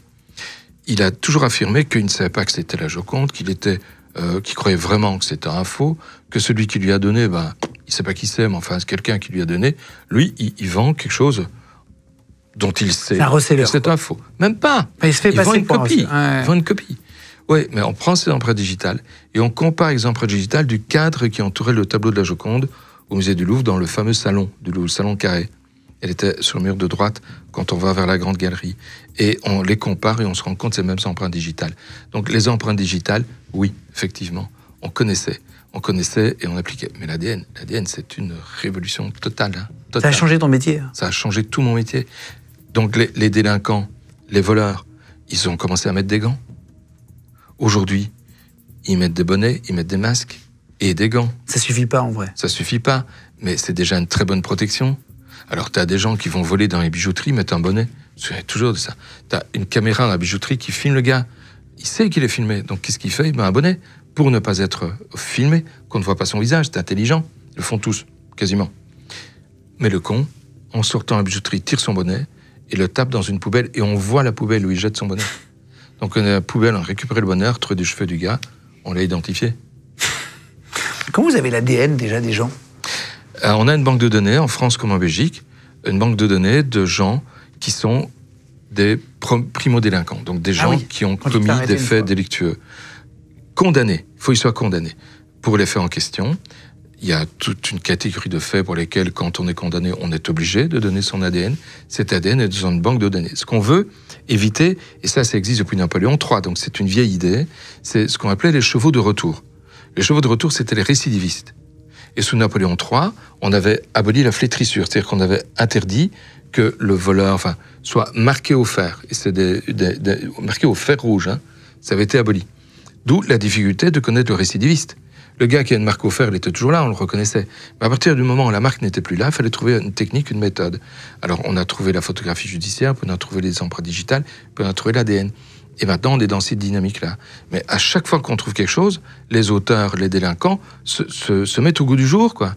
Ils s'adaptent. C'est aussi une grande caractéristique humaine de pouvoir s'adapter. L'ADN, c'est compliqué quand même. Alors l'ADN, c'est compliqué de ne pas en perdre. Hein. Ici, sur le siège, il y en a à moi. Mais même avec des gants, même avec une... Alors, des gants... Parce que t'es jamais... Des gants, t'es bien protégé pour tout ce qui est contact digital. Ça veut dire, il n'y a pas d'empreinte digitale, quoi. Le masque, tout le monde en porte pas. T'as pas d'empreinte digitale, mais s'il n'y avait pas d'ADN... Dans ce cas, pourquoi, quand tu fais accoucher, les médecins, ils se mettent comme ça, et c'est deux femmes qui en mettent? C'est parce que là, c'est vraiment... comment on dit Stérile. Stérile. Pardon. Quand ils mettent les mains comme ça pour mettre les gants, quand ils te font accoucher, c'est parce que c'est vraiment stérile. Ça veut dire que si c'est pas stérile, ça veut dire aussi qu'il y a de l'ADN. Non, ça veut dire qu'il y a des bactéries, des virus, des microbes. Microbes, c'est un mot qui a été inventé par un gars qui a vu des micros, bios. Bios, c'est vie, être vivant, et micros, c'est microscopique. C'est de là que vient le mot microbe. Par exemple, si les braqueurs mettent des gants sur les genoux, sur leur table de la voiture, la tablette arrière, la tablette devant, j'en sais rien, un tableau de bord, il y a de l'ADN. Donc ils le touchent, c'est bien d'ailleurs. S'ils touchent, dès qu'on touche... Il faut qu'ils comprennent que maintenant, les nouvelles techniques permettent de trouver l'ADN. Donc en fait, il ne faut pas faire de braquage. Surtout pour ça que je dis ça, parce que c'est vrai. Au final, ils vont se faire arrêter, donc ne le faites pas. C'est aussi pour ça qu'ils foutent le feu aux bagnoles. Les vrais braqueurs, hein, foutent le feu à la bagnole, pour liquider toute possibilité de trouver des traces. On va passer au grand méchant. Bon, comme si on n'y était pas déjà. Mais là, il y en a, c'est de pire en pire. Là, on va chez Edmund Kemper, plus connu celui-là, mais moins dans les détails, on va les donner là. Lui, il est surnommé l'ogre de Santa Cruz. On a déjà entendu parler dans plusieurs séries ou plusieurs documentaires. En fait, lui était très connu dans les années 70 en Californie. Il est connu déjà parce qu'il est très très grand. Il y a des photos de lui, regardez, il fait 2,06 m pour 136 kg. Et tu disais tout à l'heure que c'est parce que t'es psychopathe que t'es bête. Non, il a un très beau QI. 143 de QI. Voilà. C'est un mec qui est très intelligent. Donc c'est un psychopathe. Donc on le disait tout à l'heure, il n'a pas d'émotion pour les autres, pas d'empathie, pas de machin. Il ressent rien. Il est nécrophile, cannibale. Il a tué 10 personnes, dont ses grands-parents et sa mère aussi. On va partir de l'enfance d'Ed Kemper. Qu'est-ce qu'il a comme enfance? C'est un point commun à tous. Hein. Problème avec la mère ou avec le père, le plus souvent avec la mère. Et ici, c'est un problème avec la mère. Elle le bat. Elle l'envoie à 9 ans dormir dans la cave pour le punir. Elle est très très dure avec lui. Ah oui, là c'est... Elle est très dure avec lui, ouais. Ça peut rendre vraiment... En fait, le problème, c'est que toutes ces mères là, qui ont fait ça, c'est vrai qu'après, ça les dérègle complètement. Quand tu enfermes ton fils, pour ça qu'il ne faut pas trop enfermer son fils, il ne faut pas l'enfermer du tout. Tu penses au tien, là, d'un coup, hein? Non, parce que tout le monde, tu dis, va réfléchir dans ta chambre, tu tiens la porte 10 secondes, il pleure, puis après tu lui ouvres et tu lui dis pardon, machin. C'est l'éducation que tout le monde, qu'on t'apprend, d'ailleurs. Il faut, au lieu de lui mettre une fessée, il faut mieux l'enfermer, qu'il réfléchisse. On me menaçait, mais ils n'ont jamais fait, de me mettre à la cave. Et à la cave, il y avait le rat du diable. On m'avait inventé le rat du diable. Pendant toute mon enfance, j'ai eu une frousse bleue de descendre à la cave. Jamais descendu à la cave sans mes parents, parce qu'il y avait le rat du diable qui risquait de me bouffer. Putain, c'est fou. Mais ils m'ont jamais menacé, la porte de la cave ouverte en me tirant, mais ils m'ont jamais mis à la cave. Moi, s'ils me disaient que j'allais partir en pension. Ah, ça, moi aussi. Je connais des gens qui sont allés, tous ceux que je connais se sont vraiment bien marrés là-bas, c'est beaucoup. Donc je commence à regretter qu'ils ne m'y aient pas envoyé. Ed Kemper, très très dur. Pourquoi sa mère a été aussi dure avec lui? Il y a une raison ou pas? C'était une cassos ou non, juste une folle? C'est une raison profondément conne, c'est qu'elle estimait qu'une éducation molle faisait des homosexuels. Il ne voulait pas que son fils soit homosexuel, donc il a été dur. C'est complètement crétin parce que ça n'explique pas le développement d'une homosexualité du tout. Comment ça se passe à l'école? Il est très bon. Ed Kemper, ouais. C'est presque le seul, hein.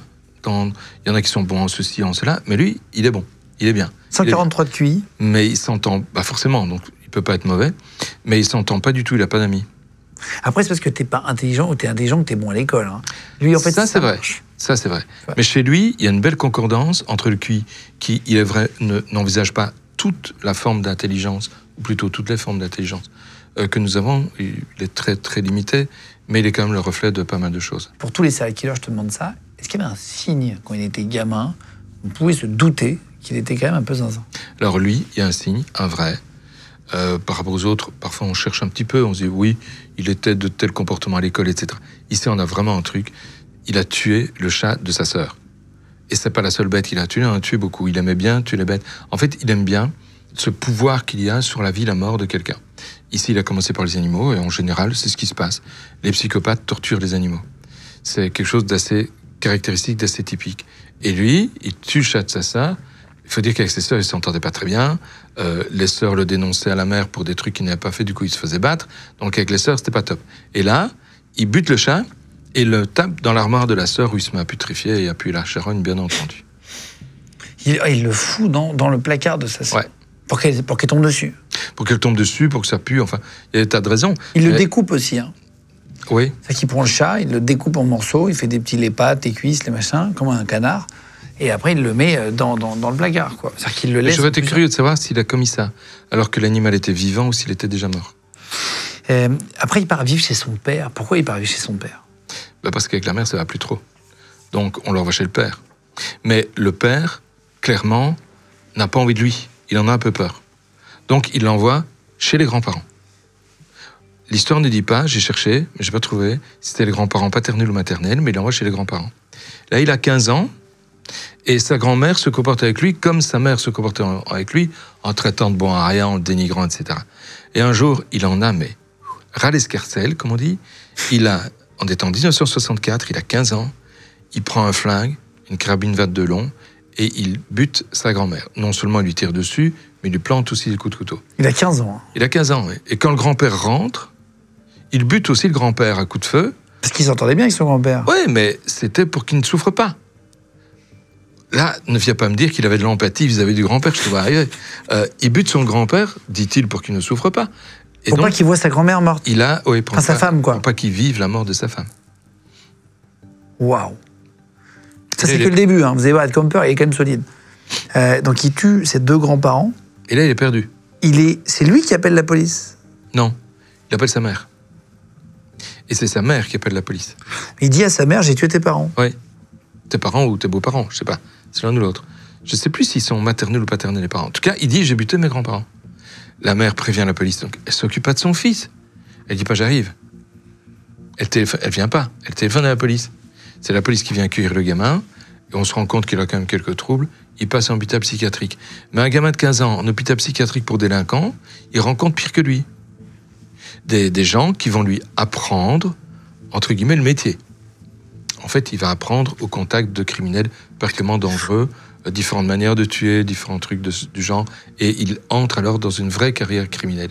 Il va donc partir en hôpital psychiatrique, mais il est resté pas très longtemps finalement. 5 ans et demi quand même. Mais 5 ans et demi, c'est pas beaucoup pour tuer 2 personnes. Oui, mais il est reconnu, non pas coupable de meurtre, si, sans doute, mais avec une circonstance d'excuse, qui est qu'il est débile, il a un problème, quoi. Il a un problème mental.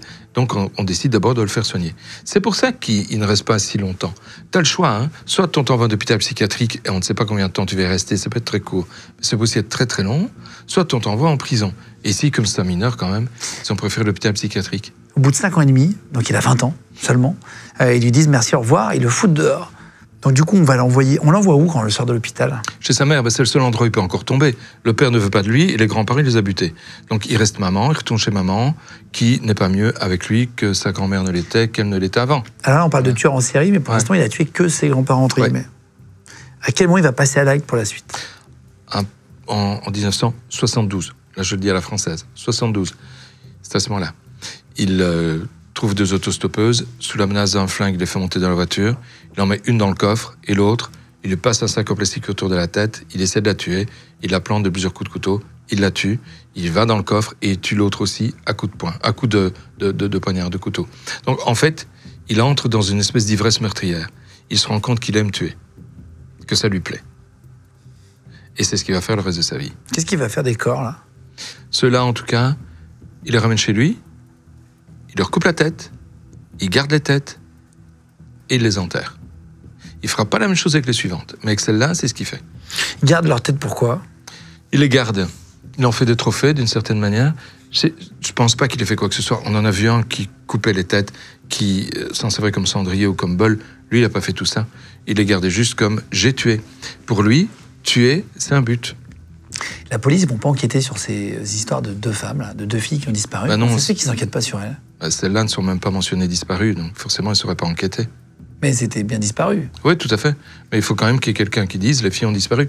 Elles étaient connues pour être fugueuses. Donc je pense qu'il n'y a pas grand monde qui soit inquiété, quoi. Alors comment il s'attaque à certaines victimes et pas d'autres? Comment il les choisit, lui, Ed Kemper? Il ne choisit pas. C'est toujours des filles et c'est toujours l'impro. On a vu, chez les tueurs en série, que la plupart du temps, ils ont des manières de procéder. Des rites, des signatures. Lui, il n'en a pas. Et c'est peut-être sa signature que de ne pas en avoir. Mais ça rend les choses très compliquées quand il s'agit de le coincer. En 1 an, donc il va prendre des filles qui vont faire du stop. Et en 1 an, il va tuer 6 filles, toutes étudiantes à chaque fois. Juste, pourquoi on l'appelle l'ogre de Santa Cruz? Est-ce qu'il y a une raison? Il est grand. Il est grand. Il est fort. Et surtout, il traite ses victimes d'une certaine manière, quand même. Bon, il leur décapite beaucoup, il les viole, il les garde dans son lit pour continuer à avoir des relations sexuelles avec elles. Il va même manger des parties de corps. Donc, c'est quelqu'un d'un peu particulier dans sa façon de gérer les victimes. On n'a pas encore vu quelqu'un qui pratiquait de cette manière-là. Oui, il était nécrophile, hein. C'est-à-dire que lui... Nécrophile. Ouais, sa particularité, c'est que les têtes, il les gardait pour s'amuser avec. Mais la nécrophilie, c'est le fait d'aimer les morts. Et la déviance nécrophile, c'est le fait d'associer l'acte sexuel à la mort. Alors tu peux être nécrophile en allant, par exemple, dans un cimetière baiser sur une tombe. Tu peux être nécrophile en baisant un mort aussi. Et ici, ce qu'il a fait, c'est d'avoir des relations sexuelles avec des femmes mortes, et la plupart du temps décapitées. C'est ça, c'est nécrophilie. C'est toujours une bonne ambiance, en tout cas, de voir. Ah, c'est toujours top. Surtout qu'elle putréfie. Mais il faut se rendre compte. Moi, je vois très bien. Ce que ça fait, ouais. Je me représente très très bien. Un corps, sitôt qu'il est mort, il y a des écoulements qui se produisent. Des matières fécales qui sortent dès que les sphincters se relâchent. Après la phase de contraction du corps, les sphincters urinaires qui se lâchent aussi. Et il y a un écoulement qui se fait pour le vagin, qui est un écoulement saigneux, malodorant, et franchement dégueulasse, quoi. Et lui, il baise avec des corps qui sont dans cet état-là. Faut quand même se rendre compte que ce gars, il est loin, hein. Il est très très loin. Ouais, il est cramé complet. Hein. Et donc il va cuisiner des morceaux. Ouais, il garde les têtes, hein, les unes à côté des autres, comme des trophées. C'est quand même particulier. Et une fois qu'il a joué, découpé et cuisiné, il va enterrer les restes dans le jardin. Ouais. Mais cuisiner, ça n'arrive pas souvent non plus. J'en ai eu qu'un seul, qui était cannibale. Il avait tué le copain avec lequel il vivait. Tu nous as raconté ça. Ouais, et il bouffait son rable, donc les muscles de la colonne. Et ça, c'est le seul que j'ai jamais connu. Lui, il le faisait de façon assez régulière, de façon assez systématique. Il aurait été vraiment super intéressant de savoir pourquoi il les mangeait.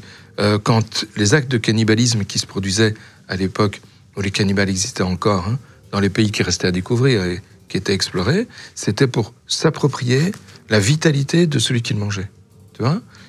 Certains mangeaient les cerveaux pour s'approprier la vitalité de leurs ennemis. C'était ça l'acte de cannibalisme. Ici, j'aurais été curieux de savoir, mais il n'a pas expliqué pourquoi. Je crois qu'il n'avait pas vraiment de raison. Hein. Sans doute pas. Ed Koper va passer un dernier cap avant de se faire arrêter, heureusement. Il va tuer sa mère lui-même. Comment il fait ? Ça devait arriver. Elle est objectivement. Sa mère qui l'a torturé, entre guillemets, psychologiquement toute sa vie. Sa grand-mère, elle a à peine emmerdé, entre guillemets, par rapport à ce que sa mère a fait. Il tue sa grand-mère, tue le grand-père. Et sa mère, qui est à la cause et à la source de tout ça, il l'a gardée en vie. Et ça arrive souvent avec les psychopathes. Hein. Et certains conservent même une vénération particulière par rapport à la mère. On a vu un qui n'a jamais touché la chambre de sa mère et qui essaie de devenir sa mère en s'appropriant la peau d'autrui.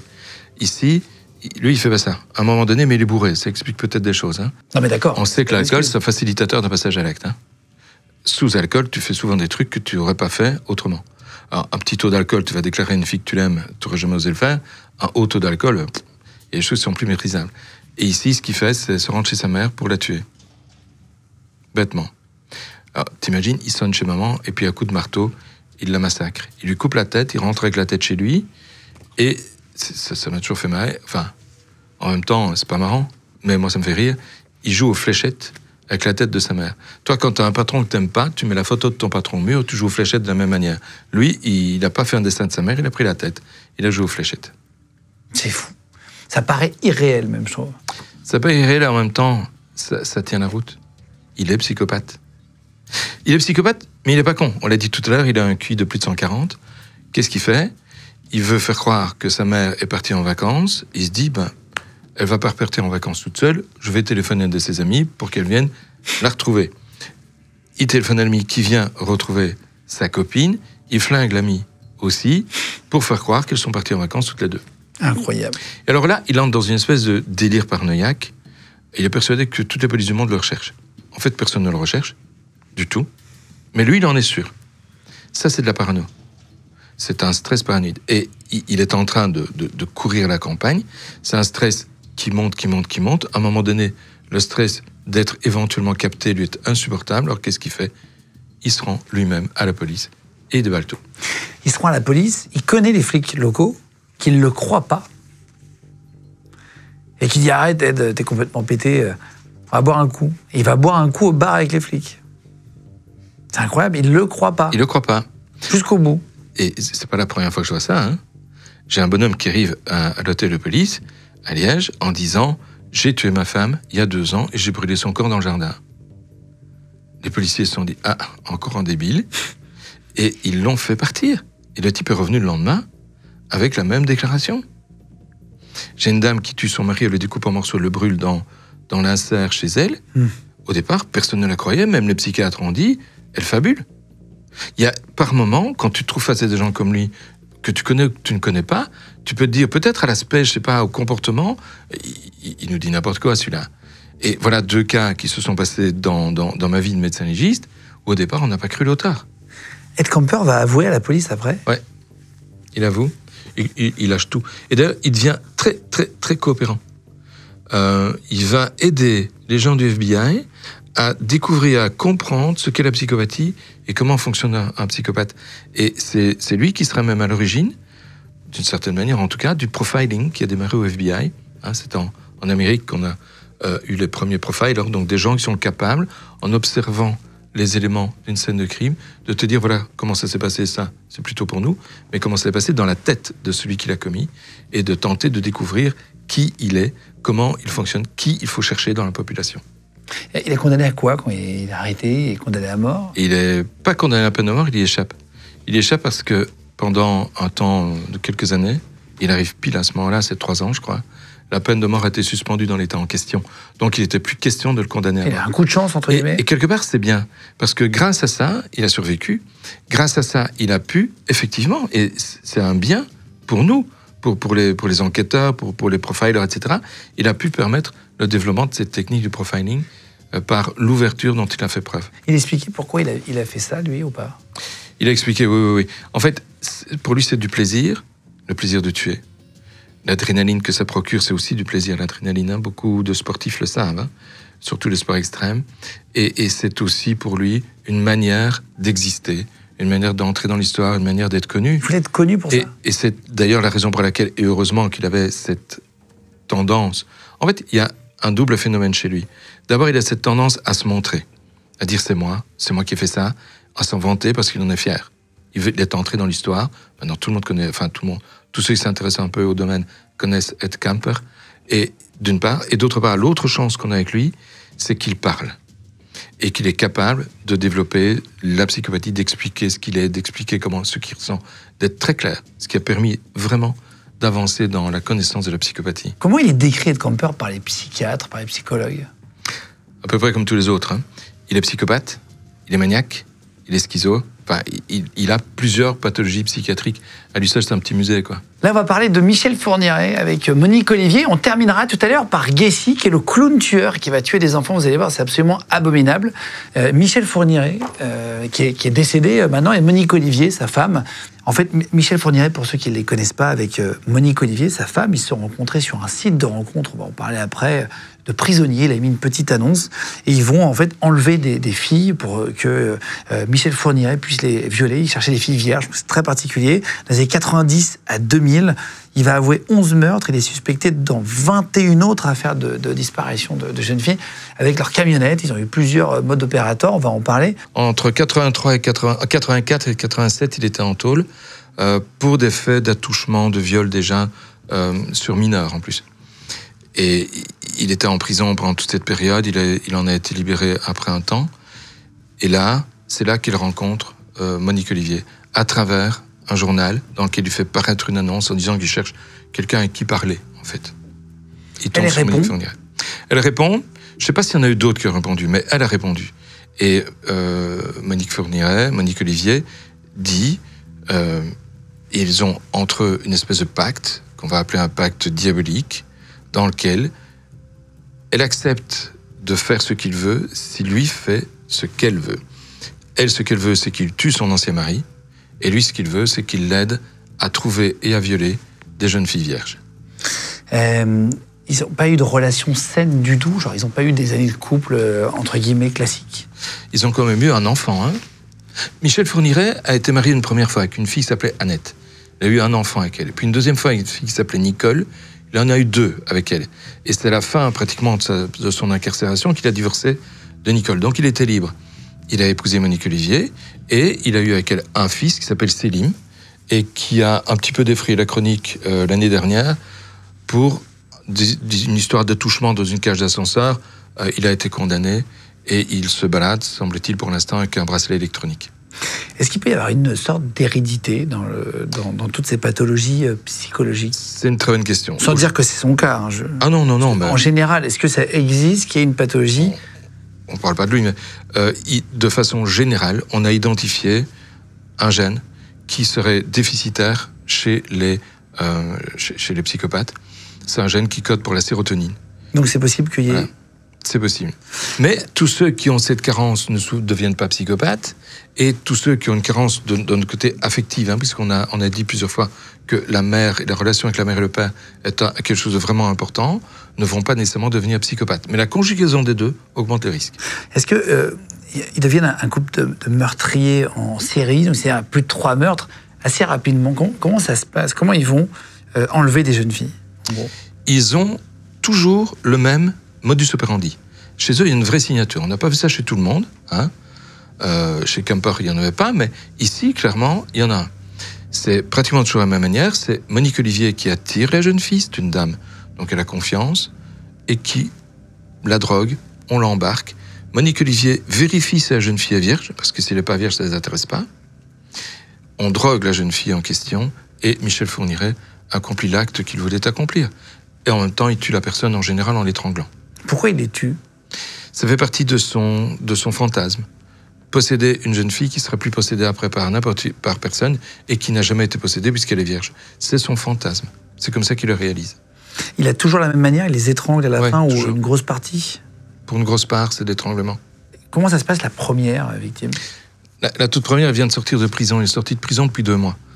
Et à cette époque, il ramasse une jeune fille de 17 ans, elle s'appelle Isabelle Lavigne.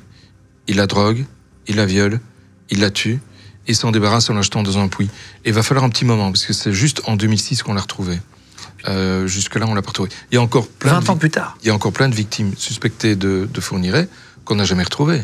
Fourniret a régulièrement indiqué des endroits où il avait enterré des corps, des endroits qui se révélaient parfois être vrais, parfois être faux.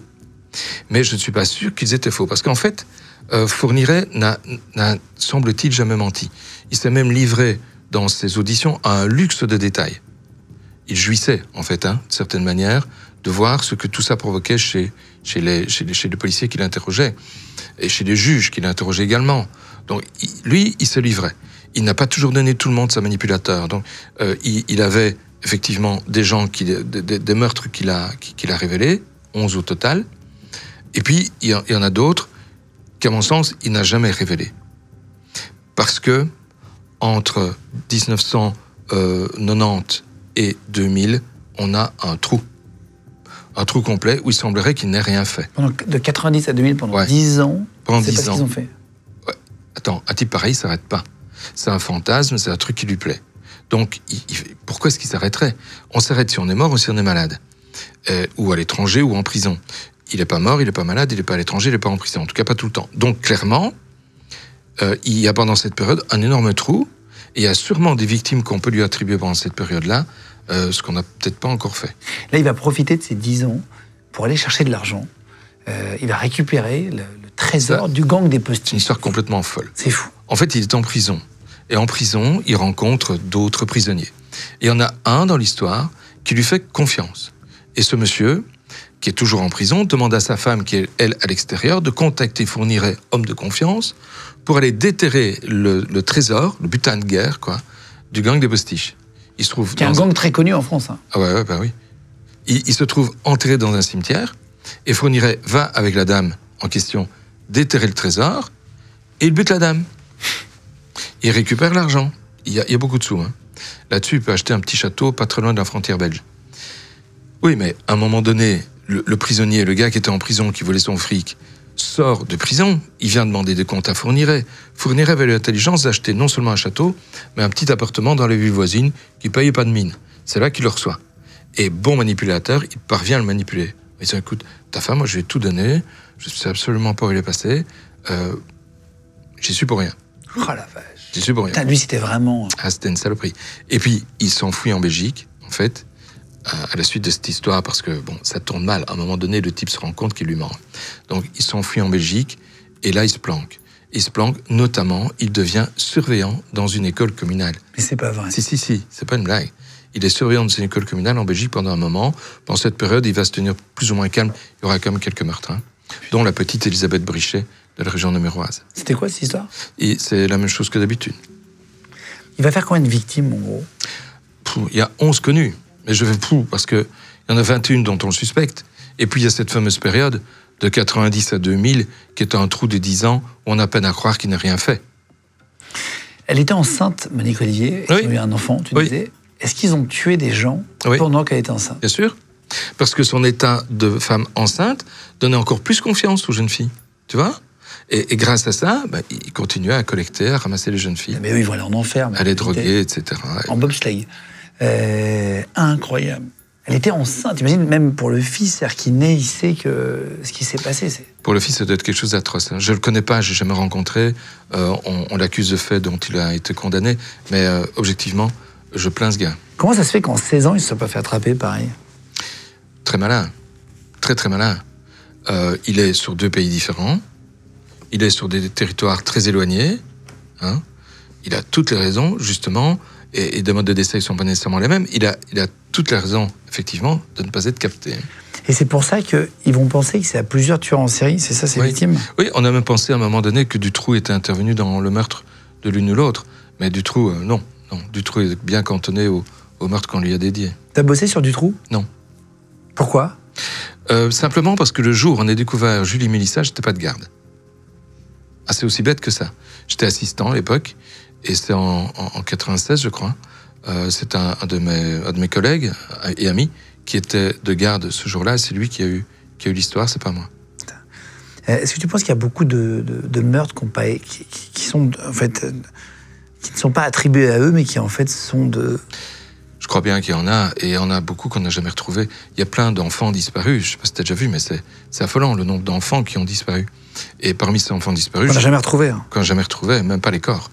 Donc, soit c'est de l'exploitation sexuelle d'êtres humains, de pédophilie, et puis après on s'en débarrasse. Je ne sais pas ce qu'ils sont devenus, mais on ne retrouve pas nécessairement tous ceux qui ont disparu. Il y a beaucoup d'enfants en Belgique qui disparaissent aussi, là? Pas tant que ça. Pas tant que ça. Il y en a.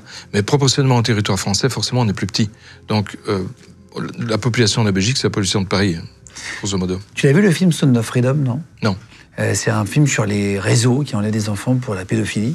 Est-ce que ça existe vraiment, les réseaux comme ça? Est-ce que tu as déjà entendu parler de ça? Je ne suis pas au courant. J'imagine que ça doit exister, notamment dans les pays de l'Est, qui sont plus permissifs, entre guillemets, par rapport à ce genre de choses. Mais pour nous, objectivement, je ne suis pas au courant du tout. Il y a beaucoup d'enfants qui disparaissent en France, quand même. Il y en a pas mal. En Belgique, il y en a. Moins qu'en France, mais le territoire est plus petit.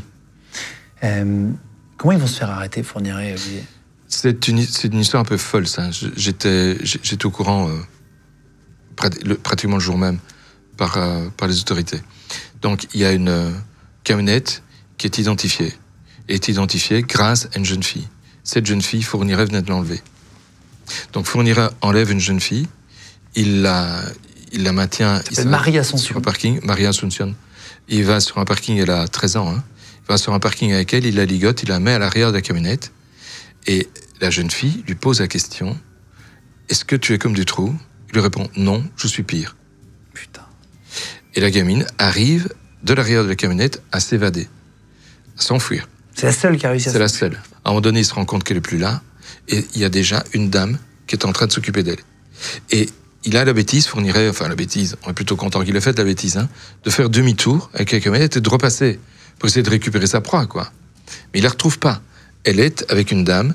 La petite fille dit, c'est cette camionnette-là. La dame note le numéro de plaque. On a Fourniret. C'était fini. C'était fini. Enfin, fini. On l'a interrogé, lui et Monique Olivier, pendant 1 an. 120 interrogatoires. Avant qu'il y en ait un des deux qui craque. Et c'est pas Fourniret qui a craqué, hein. C'est Monique Olivier. Et elle s'est mise à balancer des trucs. Et c'est parti comme ça.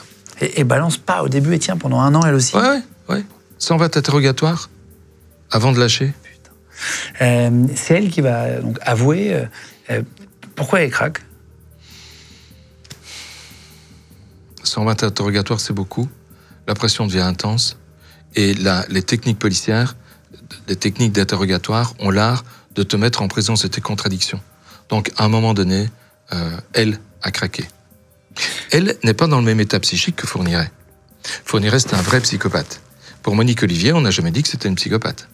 En fait, pour Monique Fourniret, moi, je n'ai pas le diagnostic d'une pathologie mentale dont elle souffrirait. On sait qu'elle a un bon quotient intellectuel, il est plus haut que celui de Fourniret. On sait qu'elle n'est pas manipulatrice. Mais on sait qu'elle a participé à tout ça sans le moindre remords. Donc il y a certainement une forme de psychopathie chez elle. Mais quant à Monique Olivier, on n'en sait pas plus. Lui, il s'amuse à voir les gens galérer, à voir les flics galérer, à voir les enquêteurs galérer. Il va faire exprès de donner des fausses pistes, des machins. Il donne, c'est pas toujours vrai, il donne. Et puis on vérifie. Et puis il a son petit sourire narquois au coin de la bouche. Certains enquêteurs te le diront. Donc voilà, Fourniret, c'est un cas. C'est vraiment un cas très particulier. Il accepte de parler, mais en même temps, il dit pas tout, il chipote, quoi. Il joue avec les pieds des policiers. Il coche toutes les cases psychologiques. C'est-à-dire qu'il y a des psychologues qui vont l'interroger pour essayer de faire son profil psychologique. Ils vont le découvrir mégalomane pathologique, psychopathe, sociopathe, grand pervers, obsessionnel. Il coche un peu toutes les cases, en fait, de salopard, quoi. C'est amusé de toutes les pathologies qu'il y a moyen d'avoir. Il a donné des explications ou pas de pourquoi il a fait ça? Non. Il n'en donnera pas. Maintenant, il est mort, évidemment, donc il n'en donnera plus. Mais pour lui, il n'y a pas besoin de donner d'explications. On voit, ne fût-ce que par son profil psychologique, on voit exactement qui il est.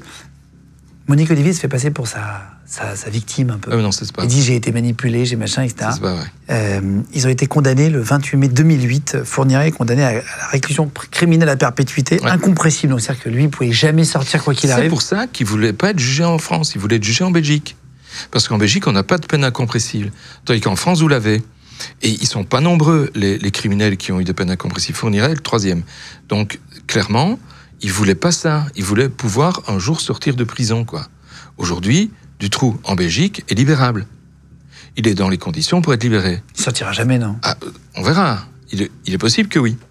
Mais pour pouvoir sortir, il faut avoir un plan de réinsertion en Belgique. C'est-à-dire qu'il faut avoir un endroit où aller, un boulot exécuté, etc. Personne ne veut le recueillir et personne ne veut lui donner du job. Son avocat cherche par tous les moyens, il n'y arrive pas.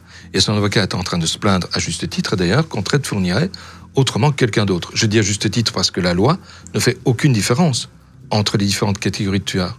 Ce n'est pas à juste titre quand on se rend compte de qui est Dutroux. On est bien d'accord, hein?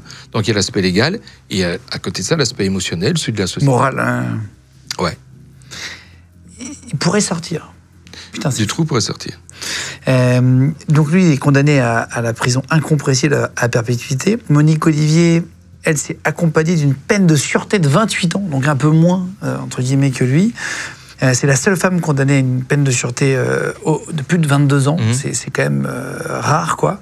En fait, c'est elle qui l'a manipulé ou c'est lui qui la manipule? C'est quoi, finalement? On ne saura jamais.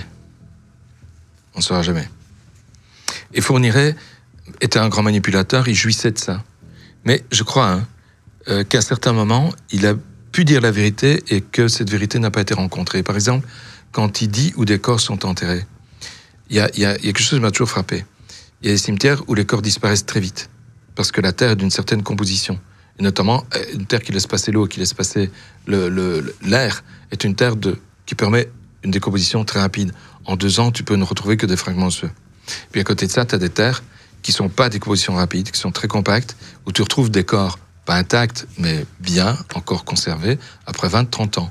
Donc, voilà.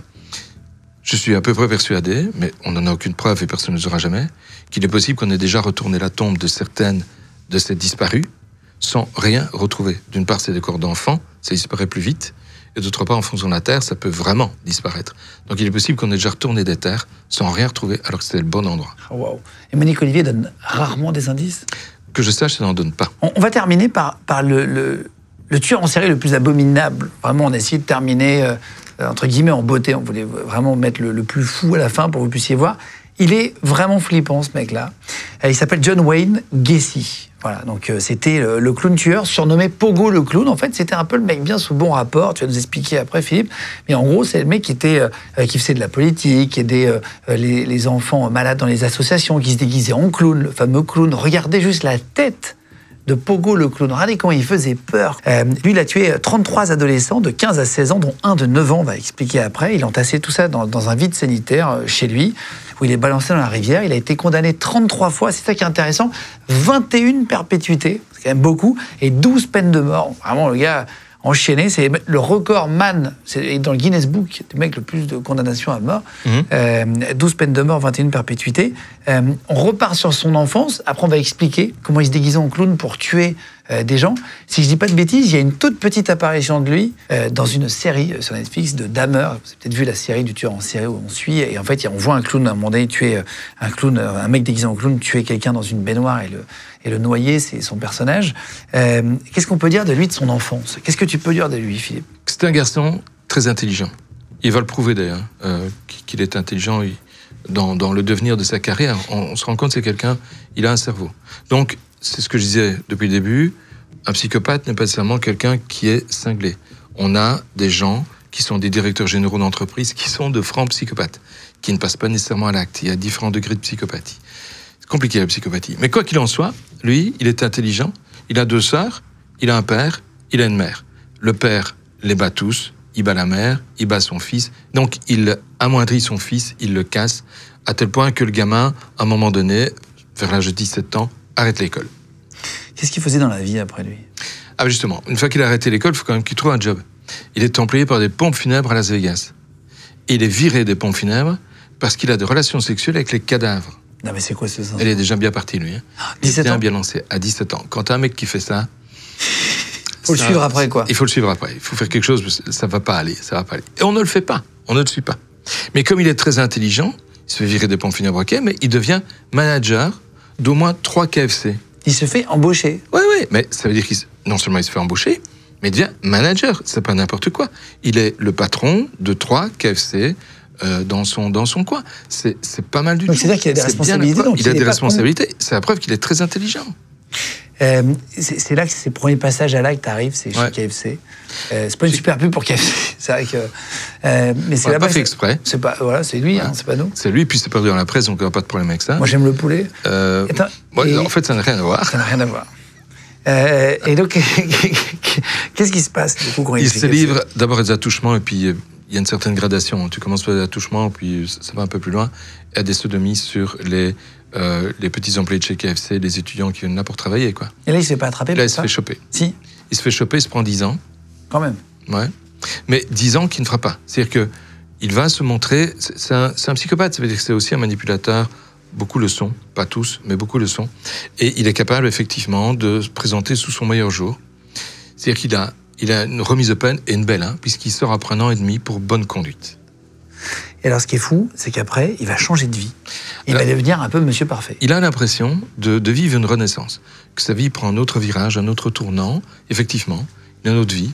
Il devient directeur d'une boîte de construction. Il se marie, il a des enfants, et puis bon, il divorce. À un moment donné, il divorce. Et là, au moment du divorce, il se passe quelque chose. Il se passe quelque chose. On a l'impression dans sa vie que vraiment, il y a une bascule qui se déroule là-bas. Mais jusque-là, il était devenu un homme respectable, celui que l'on pourrait appeler le chic type du quartier, tu vois, quelqu'un de bien, quoi, qu'on est content de rencontrer, etc. Et puis, il y a ce divorce où il bascule. Il va se faire connaître à Chicago. C'est-à-dire que, en bien. Ah oui, en bien. En plus, vous pouvez aller chercher sur Internet. On l'a. Il y a une photo de lui. Il s'investit en politique, en fait, dans le parti de Jimmy Carter. Et il y a une photo de lui à côté de la femme de Jimmy Carter qui circule. Donc il s'investit en politique. Qui était président des États-Unis. Qui a été président des États-Unis, oui. C'est un vendeur de cacahuètes. Il avait une fabrique de cacahuètes, le gars. On a toujours rigolé avec ça dans ma famille. Jimmy Carter ? Oui. Et puis, pas que dans ma famille, je crois en Amérique aussi. Et puis, d'autre part, il rentre dans une association caritative. Il devient clown. Il devient clown. Pour les enfants, ils sont hospitalisés. On connaît ça, on a en Belgique ce qu'on appelle les clinic clowns.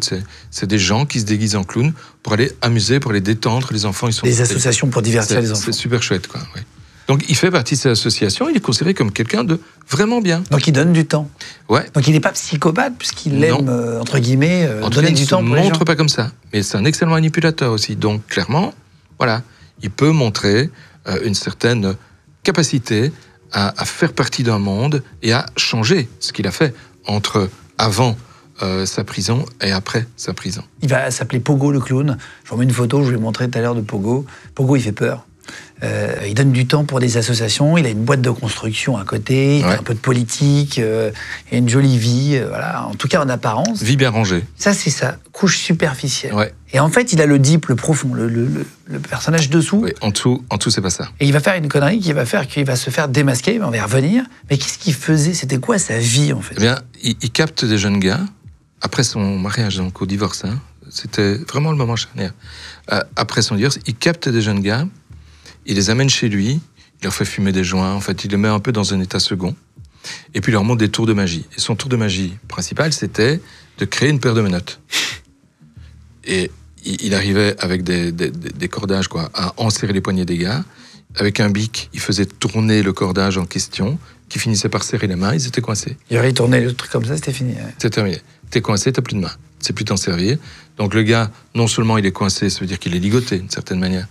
D'autre part, il est sous cannabis, donc il est un peu parti, il est un peu envolé. À ce moment-là, il les viole, il les tue, il les noie dans la baignoire, il les drogue parfois avant de les violer, et puis il les noie dans la baignoire, il les découpe.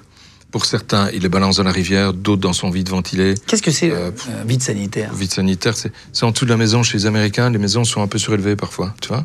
Et il y a un espace entre le... Heureusement d'ailleurs qu'il y a un espace, sinon l'humidité du sol passerait. Comme des maisons sur pilotis, en gros, ouais. Mais pas haut. C'est ça.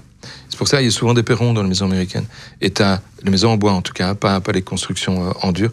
T'as un espace en dessous qui permet d'accumuler différents objets. Ici, c'est pas des objets, c'est des corps. Oh là là. Et un jour, il va se faire démasquer.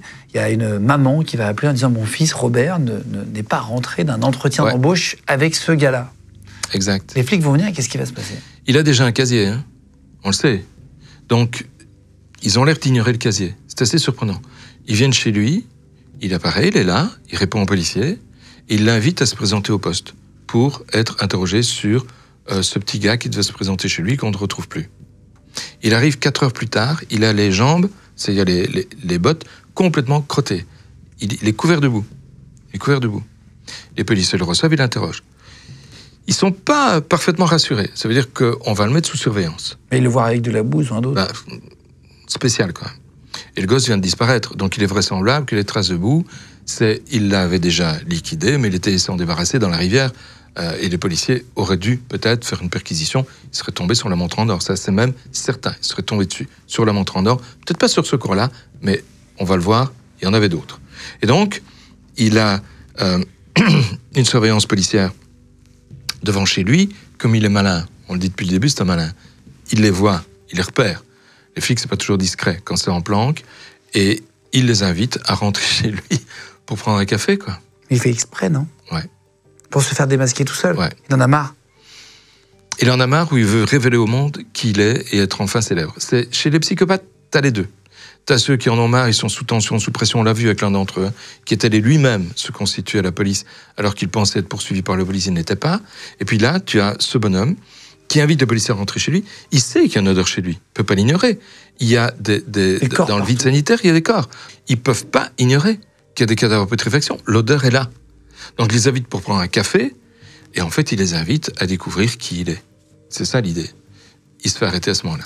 Qu'est-ce qu'il fait de plus fou? Après, il va être emprisonné, il va être condamné à mort, il va être exécuté 14 ans plus tard, donc c'est quand même le couloir de la mort qui est très long, mais en attendant, il va se faire interviewer à la télé. Ils vont même le laisser faire des choses assez hallucinantes. Ouais. En fait, tu as toujours, dans ces cas-là, des gens qui ont une fascination pour ce type de personnage. Et d'ailleurs, des émissions qui parlent des serial killers en général, ça marche très bien. Il y a une fascination pour ce type de personnage-là, pour cette forme de psychopathie. Lui, il ouvre carrément une hotline depuis sa cellule. Mais il a le droit? On lui donne. On lui donne le droit. Une hotline payante? Payante, donc il se fait du fric. Et il parle? Il parle, il discute avec les gens qui veulent entrer en contact avec lui. J'espère que c'était quand même un petit peu contrôlé. Hein. Putain, c'est quand même incroyable. Et puis, à côté de ça, il peint. Et il vend ses toiles. Et certaines se vendent jusqu'à 10 000 $. Et certaines sont encore en vente aujourd'hui.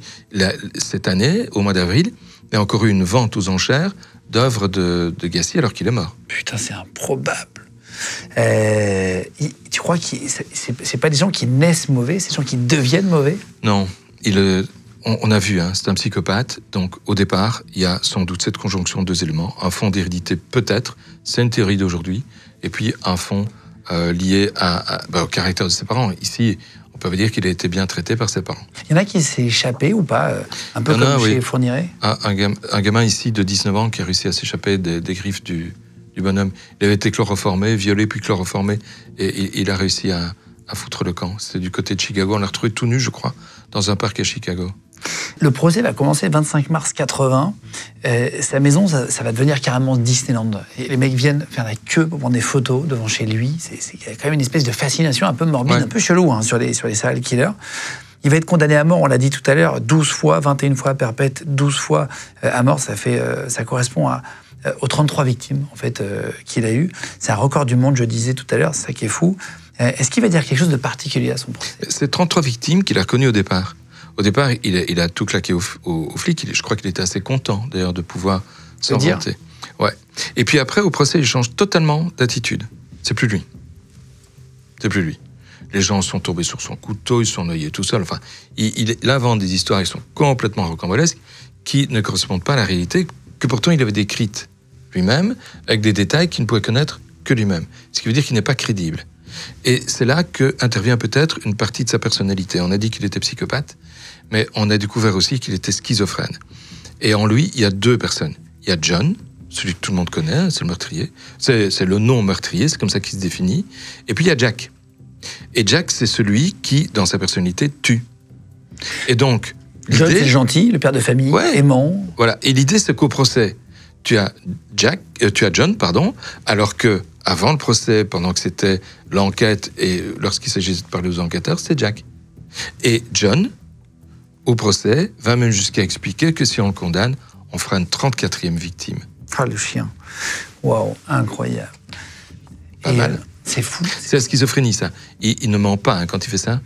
S'il est vraiment schizophrène, il ne ment pas. Et pendant ces 14 ans de couloir de la mort, il va utiliser, faire des interviews, faire des hotlines et tout, c'est hallucinant. Je sais pas où vont l'argent, on sait ou pas ça, non? J'en sais rien. On a chez nous des détenus comme ça qui sont un peu particuliers, comme lui, hein, et qui reçoivent du fric, on leur met sur un compte qui leur appartient. Comment il va mourir au final? C'est une injection létale. Je sais pas si tu as déjà vu ça. C'est un système où le type est couché sur une table, il y a un rideau, on ouvre le rideau une fois qu'il est installé, pour que le public qui est là, qui est invité à participer, notamment ceux qui l'ont condamné, la famille des victimes, etc., et sa famille à lui, sont invités là. Et tu as de grosses seringues qui contiennent divers produits, qui sont des produits toxiques, barbituriques, du KCL, c'est-à-dire des substances qui sont là pour endormir la personne et ensuite pour la tuer. C'est-à-dire le KCL, c'est du potassium, et une fois que tu l'injectes, le taux de potassium est tel que le cœur ne sait plus fonctionner correctement. Mais il ne faut pas se tromper dans les injections. En tout cas, en Belgique, quand on fait une euthanasie, on donne d'abord des barbituriques, on endort la personne, et puis on fait le KCL. Le barbiturique, c'est pas un poison? C'est pas un poison, c'est un médicament. On s'en sert toujours d'ailleurs pour faire dormir certaines personnes pour lesquelles on n'a pas d'autres moyens. On s'en est beaucoup servi pour les crises d'épilepsie, pour éviter les crises d'épilepsie, par exemple. Donc c'est un médicament, mais dont on sait le pouvoir qu'il a, qui est particulièrement important. C'est un médicament dangereux à utiliser. Quand on ne sait pas l'utiliser, il ne faut pas s'en servir. C'est pas un médicament dont on peut faire une automédication. Merci de nous avoir expliqué ces histoires. C'était intéressant, les serial killers, de les comprendre. C'est encore un autre truc. Les comprendre, c'est difficile. Hein. En tout cas, comprendre comment ils fonctionnent, ça, oui. Tu racontes toujours plein d'histoires dans ton 3e livre qui s'appelle La mort en face. Tu vas aller chercher le livre de Philippe. Je vous le remets là une dernière fois chez Kenes Éditions. Je vous mets le lien cliquable en dessous de la vidéo. Alors je vous mets les trois. Hein, c'est-à-dire qu'il y avait les 3 couvertures ont été refaites. Vous pouvez aller voir. D'ailleurs, je vous les affiche là. Les morts ont la parole, Entretien avec un cadavre et La mort en face. Voilà, les 3 photos ont été refaites, actualisées. C'est marrant de refaire ces couvertures de livres. En fait, l'éditeur voulait faire une collection. Tu sais, quand on a lancé le bouquin, on n'avait jamais imaginé, le premier, on n'a jamais imaginé que ça marcherait. D'ailleurs, le premier bouquin était publié au départ à 2000 exemplaires. Aujourd'hui, on est dépassé les 200 000. Mais au départ, c'était 2000 exemplaires. On n'a jamais imaginé que ça marcherait à ce point-là. Là, ils sont traduits bientôt en italien, en anglais, dans plein de pays. Si vous voulez même après les retrouver, même pour les envoyer, c'est de la famille à l'étranger. C'est toujours sympa à faire connaître dans les pays dans lesquels ils vont sortir. Je vous mets le lien Amazon, comme ça vous pouvez les retrouver. Je vous mets les réseaux de Philippe, si vous voulez les retrouver sur Instagram. Je sais qu'il s'est fait un compte Insta. C'est ma fille qui gère ça. Oui, mais tu mets toute ton actu dessus pour te suivre, tout ça. Donc, si vous voulez suivre Philippe sur Instagram, je vous mets en lien cliquable de la vidéo. Si vous voulez le retrouver, vous abonner à son compte. Je vous mets aussi nos réseaux sociaux. la chaîne Légende, vous êtes dessus, donc vous avez qu'à vous abonner en 30 secondes si vous voulez bien. Ça nous aide vraiment. Je sais que vous êtes nombreux à rêver chaque mois, environ 100 000 par mois depuis la création de ce média. Donc merci beaucoup à vous tous. On est sur YouTube. On met les émissions en audio, en podcast aussi sur les Deezer, Google Podcast, Apple Podcast, les Spotify. N'hésitez pas à mettre 5 petites étoiles. Ça nous aide vraiment sur le référencement, à vous abonner aussi. Ça fait vraiment monter dans les classements, sachez-le, tout ça. Et on est dispo, pareil, sur Instagram. On vous met des news toute la journée, sur TikTok, sur Twitter, sur Snapchat aussi et sur Facebook, évidemment. Merci beaucoup d'être venu. C'est un plaisir de faire cette petite émission spéciale. Ouais. Mais t'es un peu à la maison. Hein, ah non, oui, c'est bien. Et on se connaît, c'est quand même très confortable de tourner avec Philippe. C'est-à-dire que c'est vraiment la famille, on se connaît bien. On arrive, on se prend une petite après-midi, on fait des émissions qu'on aime sur des sujets. On va bouffer, sympa. Qu'on pense intéressants. Après, on se fait un petit restaurant, ça vous savez un peu le rythme. J'espère que ça vous plaît. N'hésitez pas à nous donner des thèmes d'émissions. Là, on va essayer de faire bientôt différents concepts avec Philippe qu'on vous dévoilera très bientôt sur la chaîne. Et si jamais ça vous dit de nous proposer sur YouTube en commentaire des idées. Voilà, là, on a fait Serial Killer. On ne peut pas faire une autopsie en direct, ni faire une autopsie, ça il faut savoir. Parce que j'ai déjà... Tu sais que ça va arriver. Ah oui, je sais que ça va arriver. Ça, c'est pas possible. Et puis, c'est pas... Moi, j'aurais pas eu envie de le faire. Éthiquement parlant, c'est pas bon. Non, c'est pas élégant. Non. Je sais que ça peut être fait dans d'autres pays, peut-être, et tout ça, mais... Comme on me l'a déjà demandé... Ah, c'est vrai ? Oui. Je préfère le dire tout de suite. Éthiquement parlant, c'est inacceptable. Il faut trouver quelque chose à faire qui n'est pas une autopsie du coup, mais pourquoi pas un cours, tu vas venir avec toi pendant 1 heure où tu fais un cours, on se met dans une salle, on pose des questions avec toute l'équipe, on lève la main, il y a des caméras sur toi, on suit. Quand mes étudiants sont là, tu peux venir aussi. Ah bah carrément. On va réfléchir à un concept, dites-nous en commentaire et on vous retrouve très bientôt pour une nouvelle vidéo. Ciao tout le monde.